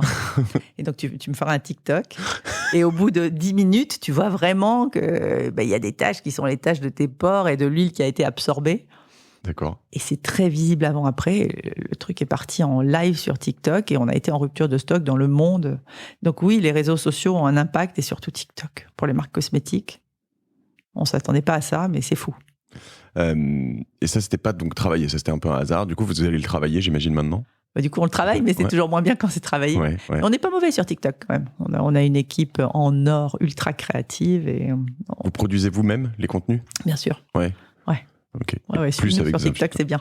Ok, incroyable. C'est fou. Je pense que, je sais pas, ça s'est passé quand, ça? Ça s'est passé pendant le Covid. Ah ok, donc ça fait déjà 2 ans où... C'était parfait. Ça continue, ça ne s'arrêtera jamais. Et on crée du contenu entre les US et puis la France. Et c'est un étrange mélange, TikTok. Tu vois, c'était une influenceuse canadienne qui s'est stitchée, donc qui a repris un contenu anglais et qui est partie comme ça. Tu as un compte TikTok, toi? Ouais, mais je suis pas bonne. Tu vas? Est-ce que au-delà de poster, est-ce que tu regardes? Bien sûr, je regarde ce que font mes équipes, j'adore. Et ce que font aussi les influenceuses. Tes enfants? Tu regardes ce que font tes enfants? Ouais. Avec mes filles. Ouais, d'accord. Bien sûr. Très bien.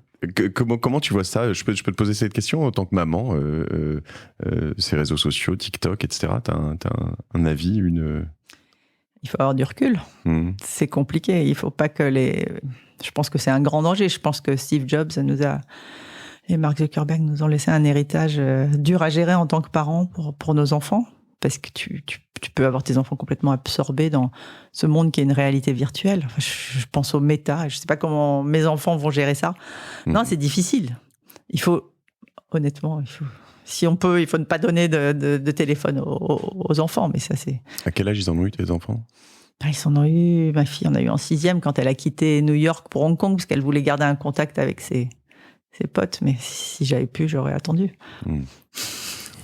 On se dit tout ça, c'est le truc difficile. Ouais, on se dit, si j'avais pu... j'ai gratté un an pour aller jusqu'à la 5e, moi, mais je pense que j'aurais du mal à aller jusqu'à la 4e. Ouais. C'est compliqué, parce qu'ils vivent dans une réalité virtuelle. Effectivement, ils utilisent des filtres, c'est pas les mêmes. Puis c'est violent, ça peut les blesser. Il faut essayer de leur faire prendre du recul et de temps en temps essayer de leur enlever le portable, de leur faire des balades dans la nature et de leur expliquer la vraie vie. T'es accro, toi, à ton portable ? Non, moins qu'avant. Tu travailles ? Je suis plus très active sur Insta. J'étais très active sur Insta pendant le confinement. C'est vrai, oui. Ouais. Mais même au-delà d'être actif, c'est vrai que souvent, le réflexe d'y passer beaucoup, beaucoup de temps. Et ce qui est difficile, c'est qu'on montre aux enfants un truc où tu arrives chez toi, tu sors ton portable, tu travailles le matin, tu sors ton portable, tu te couches le soir, tu sors ton portable. Ouais, c'est compliqué. C'est pour ça qu'il faut essayer de passer du temps dans la nature, là où il n'y a pas de réseau. Je voulais juste finir sur ce... Ouais, j'avais pas fini cette question sur l'internationalisation. Donc parce que tu m'as dit que vous étiez plus... vous étiez toujours PDG, DG de Caudalie quand vous étiez là-bas, à distance. Non, justement ? Non, on avait un DG à qui on a donné les clés et qui s'est occupé de la maison pendant 7 ans. Donc vous étiez patron de la zone Amérique, puis patron de la zone Asie, ouais. Mais plus... Ça devait être bizarre quand même, non ? Ça devait être bizarre. Bon, on restait les fondateurs, mais oui, le DG s'occupait de l'Europe, qu'il a fait grandir merveilleusement, et de la France. Il est toujours là ? Non ? Non. D'accord. Parce que vous êtes revenu finalement, en fait. La difficulté de... Mais qu'est-ce qu'ils font là ? Ils sont revenus. Non, il a monté sa boîte. D'accord. Dans la cosmétique, du coup. Ouais. Forcément, ça aide. D'accord, donc ouais. Et le retour était fait avec... vous étiez impatient de revenir à un moment quand même, après toutes ces années ou... Donc vous êtes revenu pendant la crise du Covid ? Non, on est revenu en janvier 2018. Ah oui, ok. Moi, j'étais très content de revenir pour revoir mes équipes, pour être proche du siège social et surtout du labo. Qui avait quand même bien changé, du coup, les équipes aussi, non ? J'imagine ça, il y a une petite rotation. Bah oui, ouais. Non, c'était un choc. J'étais contente de revenir parce que j'étais trop loin de mes équipes proches. Contente de revenir pour les études de mes enfants. On a quand même sonné un peu la fin de la récré, parce que le lycée français de Hong Kong, c'était génial, mais l'éducation en France, c'est autre chose. Non, très contente de revenir. Ouais, l'éducation dans les lycées français, c'est un peu, enfin, t'es entre gosses de riches, non ? C'est un peu l'idée ou Pas à Hong Kong. Pas à Hong Kong. À New York, oui. À New York, très gâté, effectivement. Mais après, ça te donne des citoyens du monde qui vont aller dans des universités. Qui sont tous anglophones, total bilingues. Ouais. Et Hong Kong, c'était assez cool, tu vois. Il n'y avait pas gym quand il y avait des serpents dans les arbres. Les enfants allaient à l'école en tongs. C'est une île, quoi. C'est très exotique. Mais bon, j'ai de la chance. J'ai des bosseurs, j'ai des bons élèves. Pourquoi vous avez toujours Caudalie ? Pourquoi vous le vendez pas On me pose souvent la question. Ouais. On y est ultra attaché à Caudalie. On est ultra attaché aux équipes qu'on a recrutées, qu'on aime, avec qui on adore bosser, qui ont un immense talent. Puis on a une mission. Enfin, on a l'impression qu'on peut faire du business autrement, de manière peut-être plus vertueuse que les autres, qu'on peut faire des meilleurs produits, qu'on peut être plus engagé. Donc on y croit. Non, on veut vraiment pas vendre. On adore. Puis c'est probablement aussi parce que c'est une histoire de couple. C'est vrai. Et de famille. C'est pas lassant ? C'est pas lassant ? Il n'y a pas des moments où t'en as eu marre ? Non, c'est vraiment pas un long fleuve tranquille. Enfin, être entrepreneur, tu le sais. Oui, bien sûr. C'est être pompier, il y a toujours quelque chose. Non, le job évolue. Notre métier a changé 100 fois. Avec l'avènement des .com, l'avènement des réseaux sociaux, le métier a complètement changé. On n'investit plus au même endroit. Puis habiter à l'étranger, ça a changé notre façon de travailler. Non, on adore. On n'investit plus au même endroit. J'y pense, oui, en effet. Typiquement, pour comprendre... revenir rapidement sur les réseaux sociaux, vous investissiez typiquement en presse beaucoup avant. Il y a eu un moment où quand même la presse, fallait faire de la pub pour... moi, c'était mon impression, pour qu'on parle de toi un petit peu. C'était quand même un peu un deal implicite, non ? Les journalistes, elles sont rebelles quand même en France. Elles faisaient ce qu'elles voulaient. En France, et c'est vrai. En 95, on avait 0 budget, donc elles nous ont vraiment poussés, elles nous ont vraiment aidés. Après, on a renvoyé la balle, bien sûr. Puis là, il y a de moins en moins de magazines. Ouais. Et les populations sont un peu vieillissantes. On en lit de moins en moins, enfin, je veux dire... Ouais. Tu lis des magazines, toi ? Oui, je continue à lire des magazines, c'est mon job. Ouais. Mais en effet, il y a eu un gros shift des investissements. Alors, j'ai une forme de retour, là, dans mes équipes, moi, de...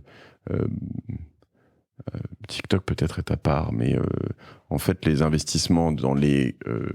j'ai un sentiment qu'on est arrivé à une sorte de zénith dans les investissements dans les GAFA. C'est-à-dire que Google, Facebook en fait, coûtent tellement cher, ça a tellement augmenté avec le Covid et tout, que du coup, en fait, tes frais d'acquisition, il y a un moment où tu es arrivé au max. C'est-à-dire qu'en fait, tu te dis, si je paye plus cher, je gagnerai plus d'argent sur mes crèmes, quoi. Enfin, c'est un peu l'idée. Et donc, il y a une sorte de retour chez nous avec des stratégies de se dire, tiens, on va faire en plus...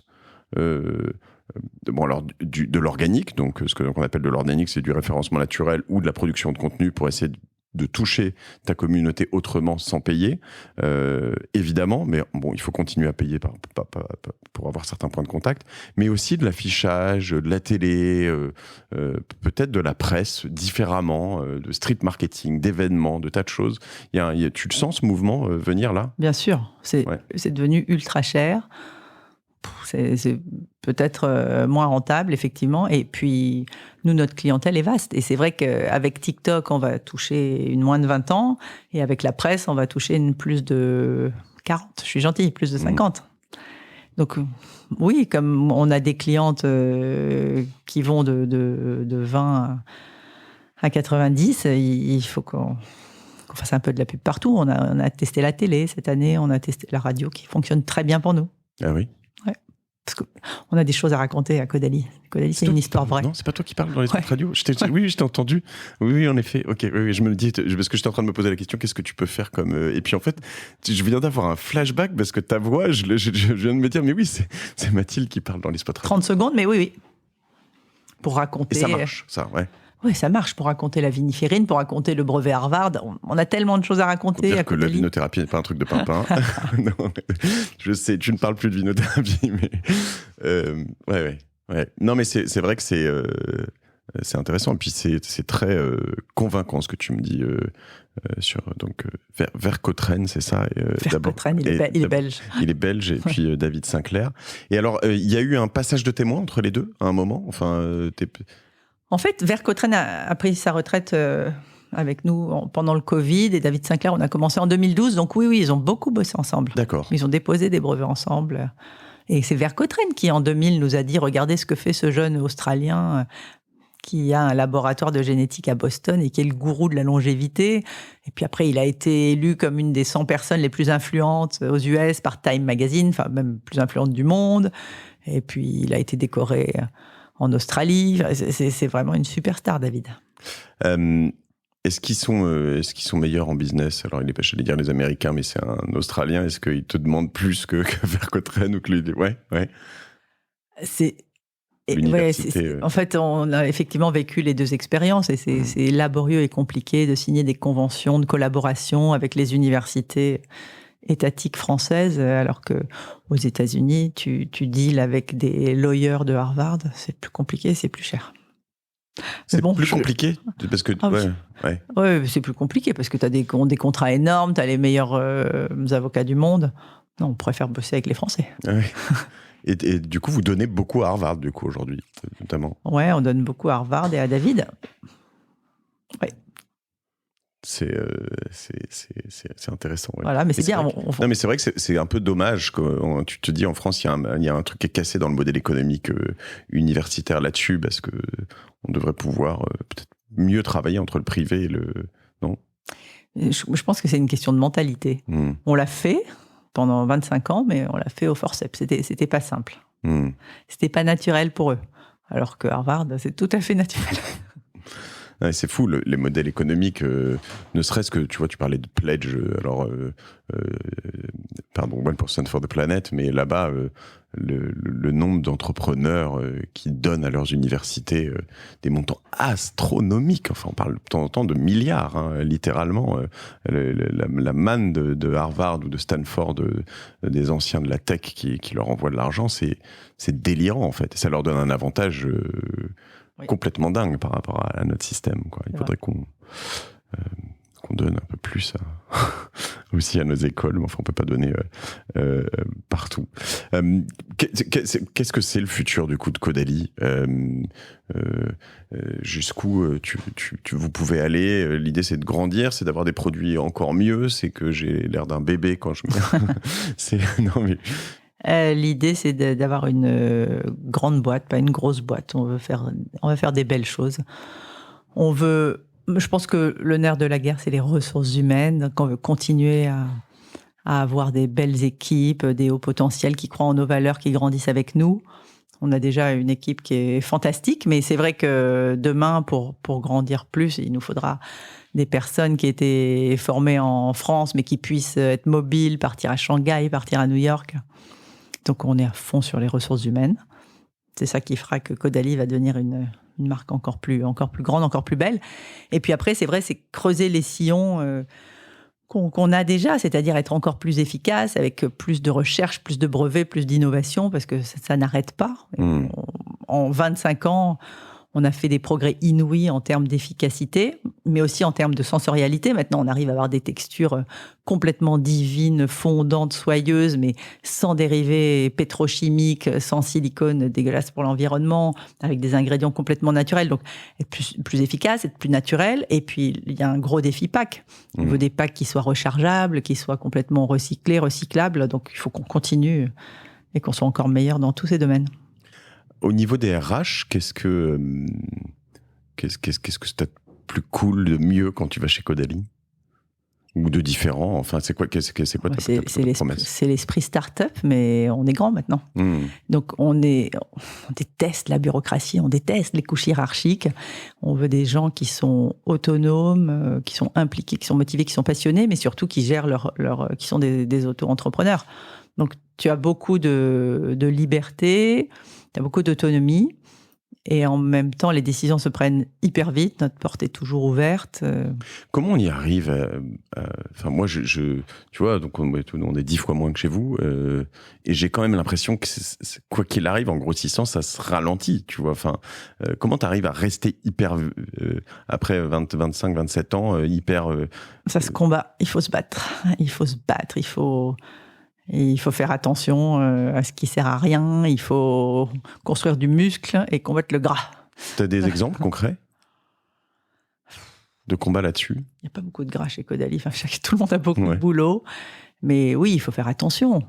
Tu ne donnes pas le pouvoir à des services qui te freinent et qui t'empêchent d'aller de l'avant. Et tu continues à garder les pieds sur terre et à faire en sorte que les vendeurs, les commerciaux soient poussés et soient forts. Non, des exemples. On a des commerciaux extraordinaires sur le terrain, dans les pharmacies. On a les meilleurs. Ils sont vraiment très, très forts. Ils sont couteaux suisses. Ils sont capables à la fois de dealer avec un pharmacien, des plans annuels de commerce pour mettre en avant les produits. Et puis après, ils sont capables de revenir, de faire des scanners de peau. Ils ont des formations dermatologiques, esthéticiennes, et avec leur scanner de peau coréen hyper pointu, ils peuvent te dire exactement les produits qu'il te faut, ton taux d'hydratation, l'acné, la dilatation des pores, etc. Donc, on a des commerciaux très particuliers. Ça, le commercial, il fait ça, mais il peut pas le faire à tout le monde parce qu'il n'est pas dans toutes les pharmacies tout le temps. C'est des rendez-vous, il y a un événement Caudalie ou un truc comme ça, c'est ça? Il y a des événements Caudalie dans les gros points de vente, planifiés à l'avance, avec des rendez-vous. Et comment ça fonctionne? Comment vous faites pour avoir les meilleurs commerciaux? C'est quoi le secret? C'est la formation. C'est la formation, la motivation. Et puis, c'est des commerciaux qui croient en nos valeurs, qui croient dans les produits qu'ils vendent. Comment vous les formez? Que de l'interne? Vous avez... l'interne, ouais. ouais. Vous n'utilisez pas des... Un petit peu. On a des formations de management, bien sûr, mais on a surtout des très, très bonnes équipes en interne avec qui on bosse depuis longtemps, qui connaissent par cœur. D'accord. Et tu as une idée vague de quelle est la proportion de jours de formation par rapport au... Je sais pas si on peut dire par mois, par an. C'est difficile à dire parce qu'en fait, ils sont coachés par leur manager. Puis après, il y a tout le temps des séminaires, des pré-séminaires. Ils viennent. Michael Benabou me disait, le fondateur, tu le connais, de VP peut-être, il me disait qu'il formait à l'époque où il était encore chez VP 2 jours par mois, ses commerciaux à peu près. C'est beaucoup. C'est beaucoup, hein, ça me semble énorme. Et il me dit c'est vraiment le secret, super épisode que je recommande. Il dit c'est vraiment le secret du... Et vous avez quand même enfin, pas une guerre, mais il y a toujours tu vois, je l'ai senti tout à l'heure, parce que tu me dis que Bertrand aime que tu fasses des produits qui se vendent.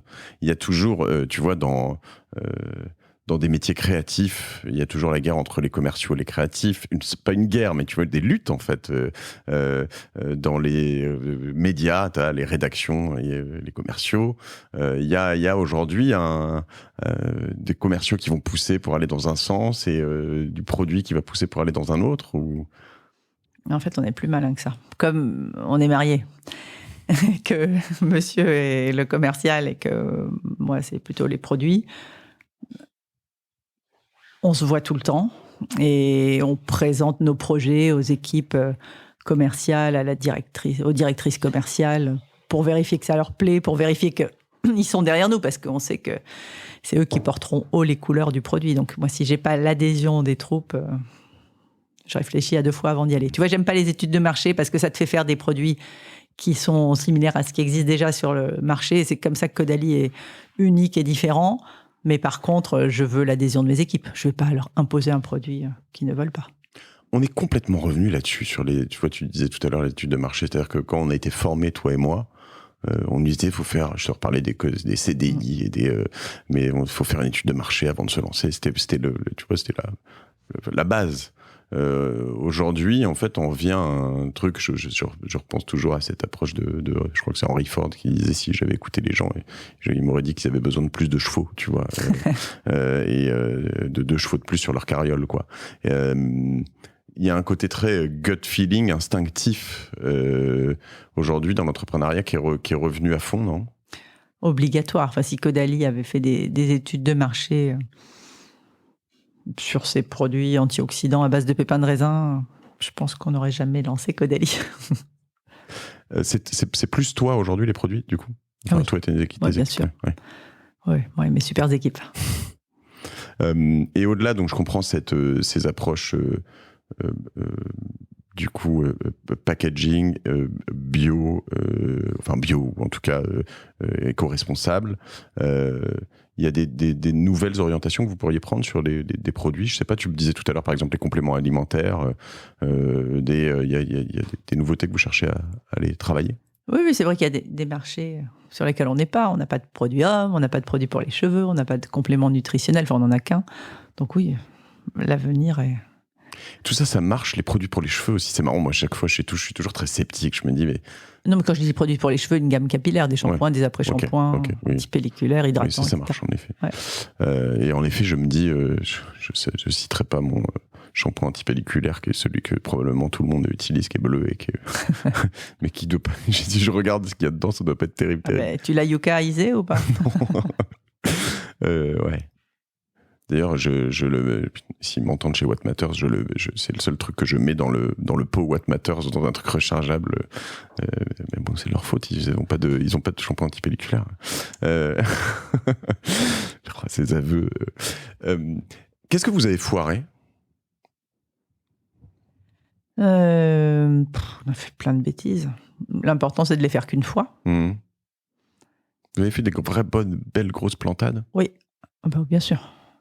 Bien sûr, quand on ouvre le spa Vinothérapie à Bordeaux Et qu'on a des Japonais qui disent, venez, on va distribuer Caudalie au Japon. Nous, on est frais comme des gardons, on n'a pas 30 ans. On dit, ouais, bien sûr, on y va. Et puis après, on se retrouve à voyager en éco, c'est long, on n'a pas de sous. Puis il faut y aller une fois, mais après, il faut soutenir le business. Et on ne sait pas faire, on y va une fois. Et puis le business périclite parce qu'on ne s'en occupe pas. Au lieu de faire la stratégie de la tâche d'huile, tu sais, on est bon en France, donc on va attaquer les pays limitrophes et puis grandir comme ça, par capillarité. On dit oui au Japon, on dit oui à des pays hyper loin. Ça, c'était une erreur. On aurait dû se concentrer. Qu'est-ce qu'on fait comme bêtise ? On ouvre le Plaza à New York. Quelle idée. On le dit en 2008 en plus, juste avant la crise des subprimes. Le Plaza se refait une beauté, c'est un nouvel hôtel. On vous donne le spa, faites-en un spa de vinothérapie comme à Bordeaux. On dit génial. Refuser. Tu peux pas refuser. Sauf que ça a été une galère pendant 8 ans. On a perdu du temps, on a perdu des sous. C'était pas une bonne idée. Vous l'avez fermé, enfin vous n'y êtes plus. Oui, ouais. Oh, oui. Et vous faites encore des spas en revanche dans des grands hôtels comme ça, hein ? Pas beaucoup. On a Bordeaux évidemment. Ma sœur aussi qui a ouvert les sources de Cheverny dans la Loire, a des produits Caudalie dans son spa. Et puis on a Marquès d'Eriscal en Espagne qui depuis 2006 a un spa Caudalie. Mais non, sinon c'est plutôt des boutiques avec des cabines de soins. D'accord. Finalement, là-dessus, il y a quoi ? C'est un de vos gros concurrents, Nux, c'est un concurrent ? Oui. Nux, c'est un concurrent en France, ouais. Parce qu'eux, ils font beaucoup spa comme ça, ouais. Et beaucoup. Finalement, c'est les mêmes typologies de produits aussi, j'imagine, plus ou moins. Je connais pas bien. Plus ou moins, enfin non, plutôt moins que plus. Eux, ils sont très forts avec leur huile, et nous, on est plus forts dans l'anti-tache, l'anti-âge. Ok. Ouais. D'autres grosses belles plantades, là tu m'en as donné 2, déjà pas mal, mais en fait ce qui est difficile c'est que je reviens là-dessus, mais tu ne pouvais pas refuser ce truc à New York. T'es obligé de le faire. Je veux dire, à la limite le Japon, je pense que je l'aurais fait l'erreur 1000 fois, mais là de loin, je comprends vraiment de te dire. Non, New York, il fallait pas y aller. Il fallait pas y aller, c'était au 4e étage. Je te remets en 2008 là, sans savoir tout ce qui s'est passé. Tu serais capable, tu crois que c'est possible d'avoir, quand tu as un Plaza à New York qui te dit viens ouvrir mon spa, c'est possible de dire non ? Moi, si j'avais eu un peu plus de bouteilles, je l'aurais pas fait. Non, on a été jeunes. Sachant qu'il y a une partie du moment où vous étiez à New York en plus pendant ce spa, donc tu aurais pu. Non, c'était en 2008, c'était avant qu'on y soit. Mais il a été ouvert jusqu'en 2010 ans, tu m'as dit non ? Donc il y a un moment où vous étiez en même temps, ouais. Tu pouvais voir ce qui s'y passait, tu aurais pu régler. Enfin, qu'est-ce qui n'a pas marché ? Il était caché, il était au 4e étage, l'hôtel nous a jamais soutenus, il était trop grand. Les boutiques, c'était 1000 fois mieux. Non, qu'est-ce qu'il y a eu comme plantade ? On a eu très peur quand on s'est fait attaquer par Catherine Zeta-Jones, la divine actrice, qui achetait notre contour des yeux. Mais donc, quand elle a acheté mon contour des yeux, je l'ai dit à toutes mes attachées de presse partout dans le monde. Donc, ça a fait boule de neige. C'est devenu le contour des yeux, Caudalie, le contour des yeux de Catherine Zeta-Jones. Et malheureusement, elle était en train de signer un deal avec... c'était qui ? Avec Elisabeth Arden. Et donc, on a eu ces avocats aux trousses. Ça a été très compliqué. Ça a été un grand moment de stress dans notre vie. Ouais. D'accord. Elle nous réclamait l'équivalent de notre chiffre d'affaires à l'époque. D'accord. C'était affreux. Et ça s'est terminé comment ? Et ça s'est terminé, ça nous a coûté un chèque, mais... Un accord à l'amiable ? Ouais, ça allait. À l'amiable. Ça allait. Les transactions à l'américaine, quoi. Ouais. Ok. Ah, c'est fou, ça. Bon, très bien. Et la Covid, vous l'avez passé comment ? On est devenu très fort sur Instagram. TikTok, du coup, ouais. On a embauché des équipes talentueuses, créatives. Les pharmacies étaient ouvertes. Pour vous, ça a été une forme de résilience, j'imagine, intéressante. On a eu beaucoup de chance, effectivement. Ils étaient concentrés sur autre chose, mais quand même, les pharmacies sont restées ouvertes. On a eu beaucoup de chance. Ok. Bon, donc, c'est quoi les prochaines étapes business ? Si vous ne vendez pas, vous allez vous introduire en bourse, non ? Il n'y a pas du tout d'objectif là-dessus. Vous voulez rester... Vous êtes tous les deux actionnaires, toujours ? Ton père est toujours là ? Mon père, il est un petit peu actionnaire de Caudalie France. Ouais. D'accord. Ouais. Et sinon, c'est vous deux ? Oui. Personne d'autre ? Non. Les employés, pourquoi pas ? Et ça commence, et ça, c'est un plan pour le futur. Okay. Ouais. Ah bah oui. Ça, c'est un game changer.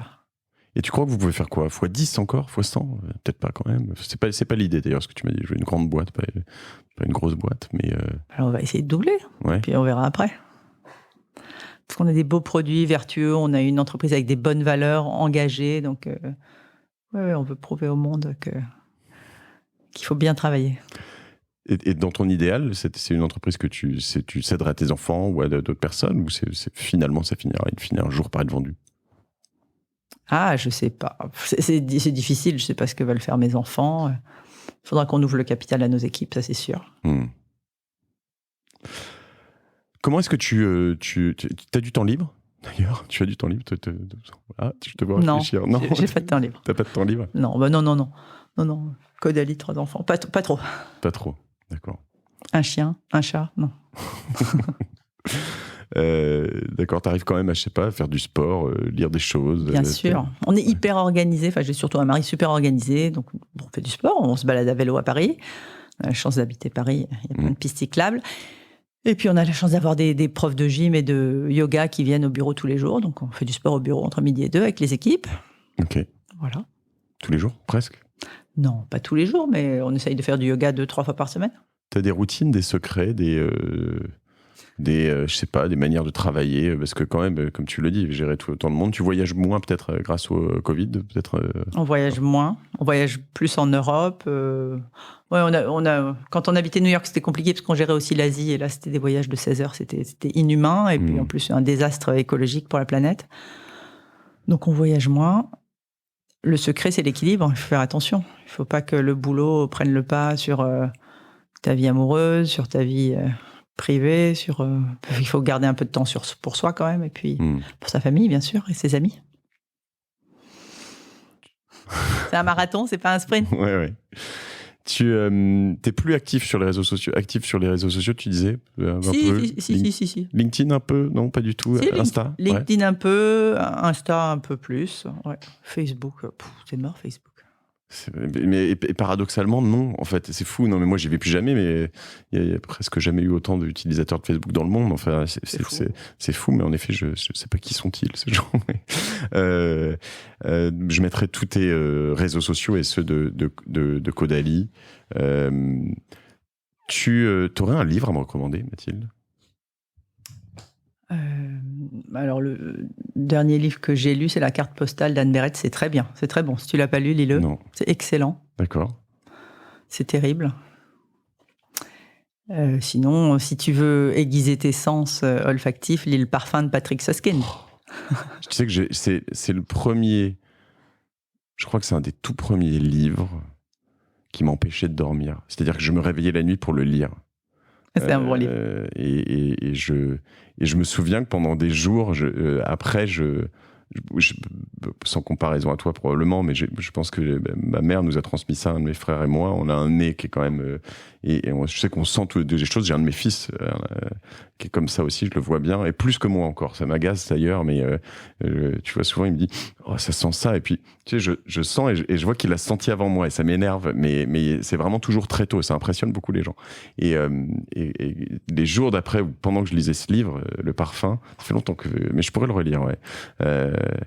J'avais vraiment je faisais vraiment très attention à toutes les odeurs, à chaque fois que je mangeais, sentir les choses, etc. Il faut le lire absolument. Si vous l'avez pas lu, alors vous pouvez le mettre tout de suite dans votre Kindle, dans vos lectures de vacances ok, La carte postale de Anne Berest.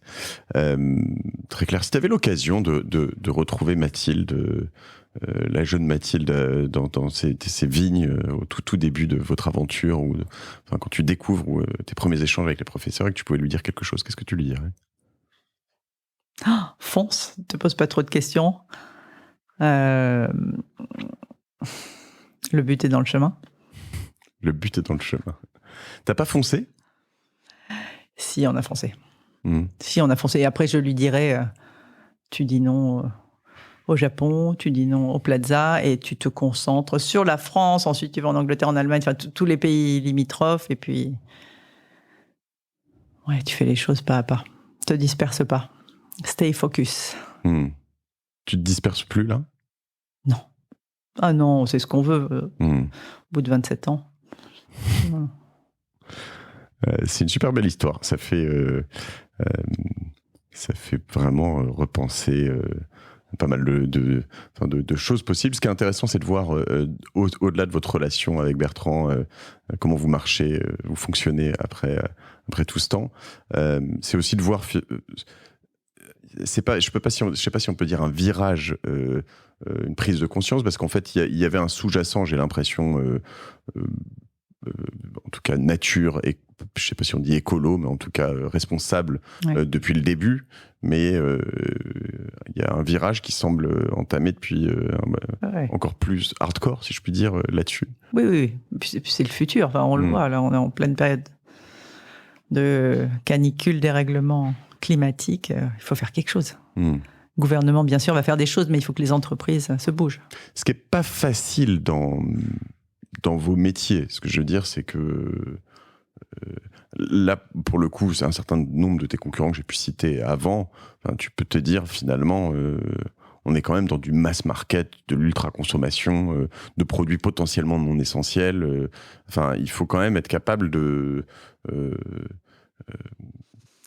Je vends pas de l'eau sucrée quand même, qui sert à rien. Moi, je vends des crèmes solaires qui vont t'empêcher d'avoir un cancer de la peau. Je vends des produits anti-taches. Donc, je considère que je ne vends pas de l'eau sucrée. Non, mais je pensais en effet plus à eux. Mais oui, c'est vrai que tu le prends pour toi.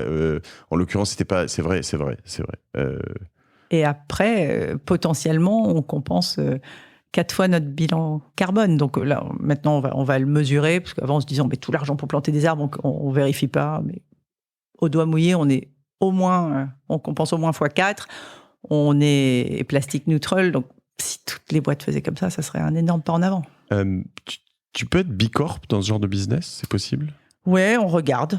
Ouais. C'est plus facile quand tu es une toute petite entreprise. Ouais. Puis Bicorp, c'est plus que les engagements, mais là, on est en train de chercher notre responsable développement durable, et c'est lui qui s'en occupera. Voilà, je passe une annonce là en direct. Allez voir sur LinkedIn. Très bien. Ouais. Responsable développement durable. Peut-être d'autres postes stratégiques. Bon, profitons-en, quoi. Bon, tout est mis sur le site, j'imagine, de Caudalie ou sur LinkedIn. Ok. Ben voilà, très bien. Je pense qu'on a fait un bon tour. Je réfléchis, je regarde mes dernières notes. Est-ce que j'ai oublié de parler de choses dont je voulais te parler ? Non, je crois qu'on est bon. Ah si, dernière chose quand même. Comment est-ce que tu progresses ? Je progresse avec les autres. Je progresse en embauchant des gens bien meilleurs que moi. Je progresse en voyageant, je progresse en faisant du terrain, je progresse avec mes distributeurs comme Sephora qui sont les leaders de la beauté aux US. C'est embrassant la patte humaine que tu progresses. Et je reprends, bosser avec tous ces leaders, typiquement, c'est contraignant quand même, je l'ai dit, parce que tout à l'heure, ils t'ont fait bouger à droite à gauche. Donc, tu acceptes les contraintes aussi en tant qu'entrepreneur. Tu es obligé de t'adapter, d'écouter ton client, parce que le client est roi. Donc oui. Et on fait beaucoup de terrain, tu vois, après 27 ans. T'en fais encore, là ? Bien sûr, je suis capable d'aller tourner avec une commerciale, d'aller faire des animations dans un point de vente. Tu le fais ? Mais bien sûr, j'adore. Ouais. Des clientes qui disent non, ça m'intéresse pas, Pépin, vous pouvez les garder. Non, ça fait du bien, ça remet les pieds sur terre, ça calme. Et... Non, mais si je dis ça, c'est que y a une forme de mythe de l'entrepreneuriat sur une forme de liberté, c'est-à-dire que t'as plus de patron, mais en fait, ton patron, c'est ton client quand même. Enfin, je veux dire, il y a quand même tu t'es pas complètement libre, tu voles pas à Wattmill comme ça. Ouais. Non, puis il y a toujours des problèmes. Ça n'arrête jamais. Faut les aimer, les problèmes. Ouais. Bon, merci. Écoute, j'ai loupé des trucs que tu voulais aborder là, non ? Non, on a parlé de beaucoup de choses, merci. C'était... J'ai rajeuni en plus pendant cet épisode. Je continue. En plus, je suis sérieux, je suis surpris. Je suis surpris. Je veux dire que j'ai essayé pour me marrer, mais je trouve ça assez cool. Je vais essayer pendant 7 jours. Je te ferai un retour. 7 jours, c'est un peu court quand même. Okay. Finis le pot. Je finis le pot. Ouais, tous les soirs. Faut que j'attende. Putain, si je commence à faire ça avant de sortir l'épisode, les gens vont se dire mais qu'est-ce qui lui prend? Mathieu, il est sponsorisé. Non, je ne suis pas sponsorisé Caudalie. Tu feras ça quand tu sortiras ta ligne homme. Hein, tu viendras me chercher. Je suis gros influenceur TikTok. Merci Mathilde. Merci, on te Mathilde. suit un peu partout, donc sur Insta, sur TikTok, sur LinkedIn. Et puis voilà, j'adore moi ces épisodes rafraîchissants qui me changent aussi de beaucoup d'épisodes de la tech. Voilà, j'adore voir ces épisodes d'entrepreneuriat au féminin aussi, d'entrepreneuriat en couple aussi. Je trouve ça intéressant. Et voilà, je vais m'en inspirer au quotidien aussi. Puis je vais aller faire des TikTok maintenant. Allez. Salut Mathilde. Salut Mathieu. À bientôt. Salut tout le monde. J'espère que ça vous a plu. Voilà, vous pouvez me suivre sur TikTok, tiens d'ailleurs. Et puis j'en parle depuis assez longtemps. On en parle dans beaucoup d'épisodes. Mais j'ai un peu plus poussé depuis février 2022. Je devais avoir 100 ou 120 abonnés, puis on est passé à 5-6 000. C'est beaucoup, et à la fois, il y en a qui font de 0 à 100 000 ou à 1 million en 6 mois. Hein, donc, c'est pas non plus, faut pas fanfaronner. Mais voilà, c'est assez rigolo. Je fais pas beaucoup moi, je poste ces trucs sur TikTok, en fait, des échanges comme ça, mais je suis pas trop sur les codes et les langages TikTok, quoi. Je fais pas encore de danse, comme ta fille, peut-être. Allez. Salut tout le monde, à plus, ciao.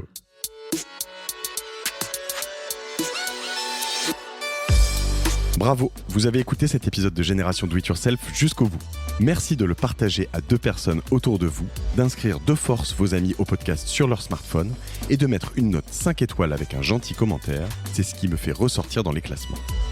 Aussi, si vous me laissez votre email sur gdiy.fr, je vous enverrai l'épisode de la semaine ainsi que 2-3 bons plans.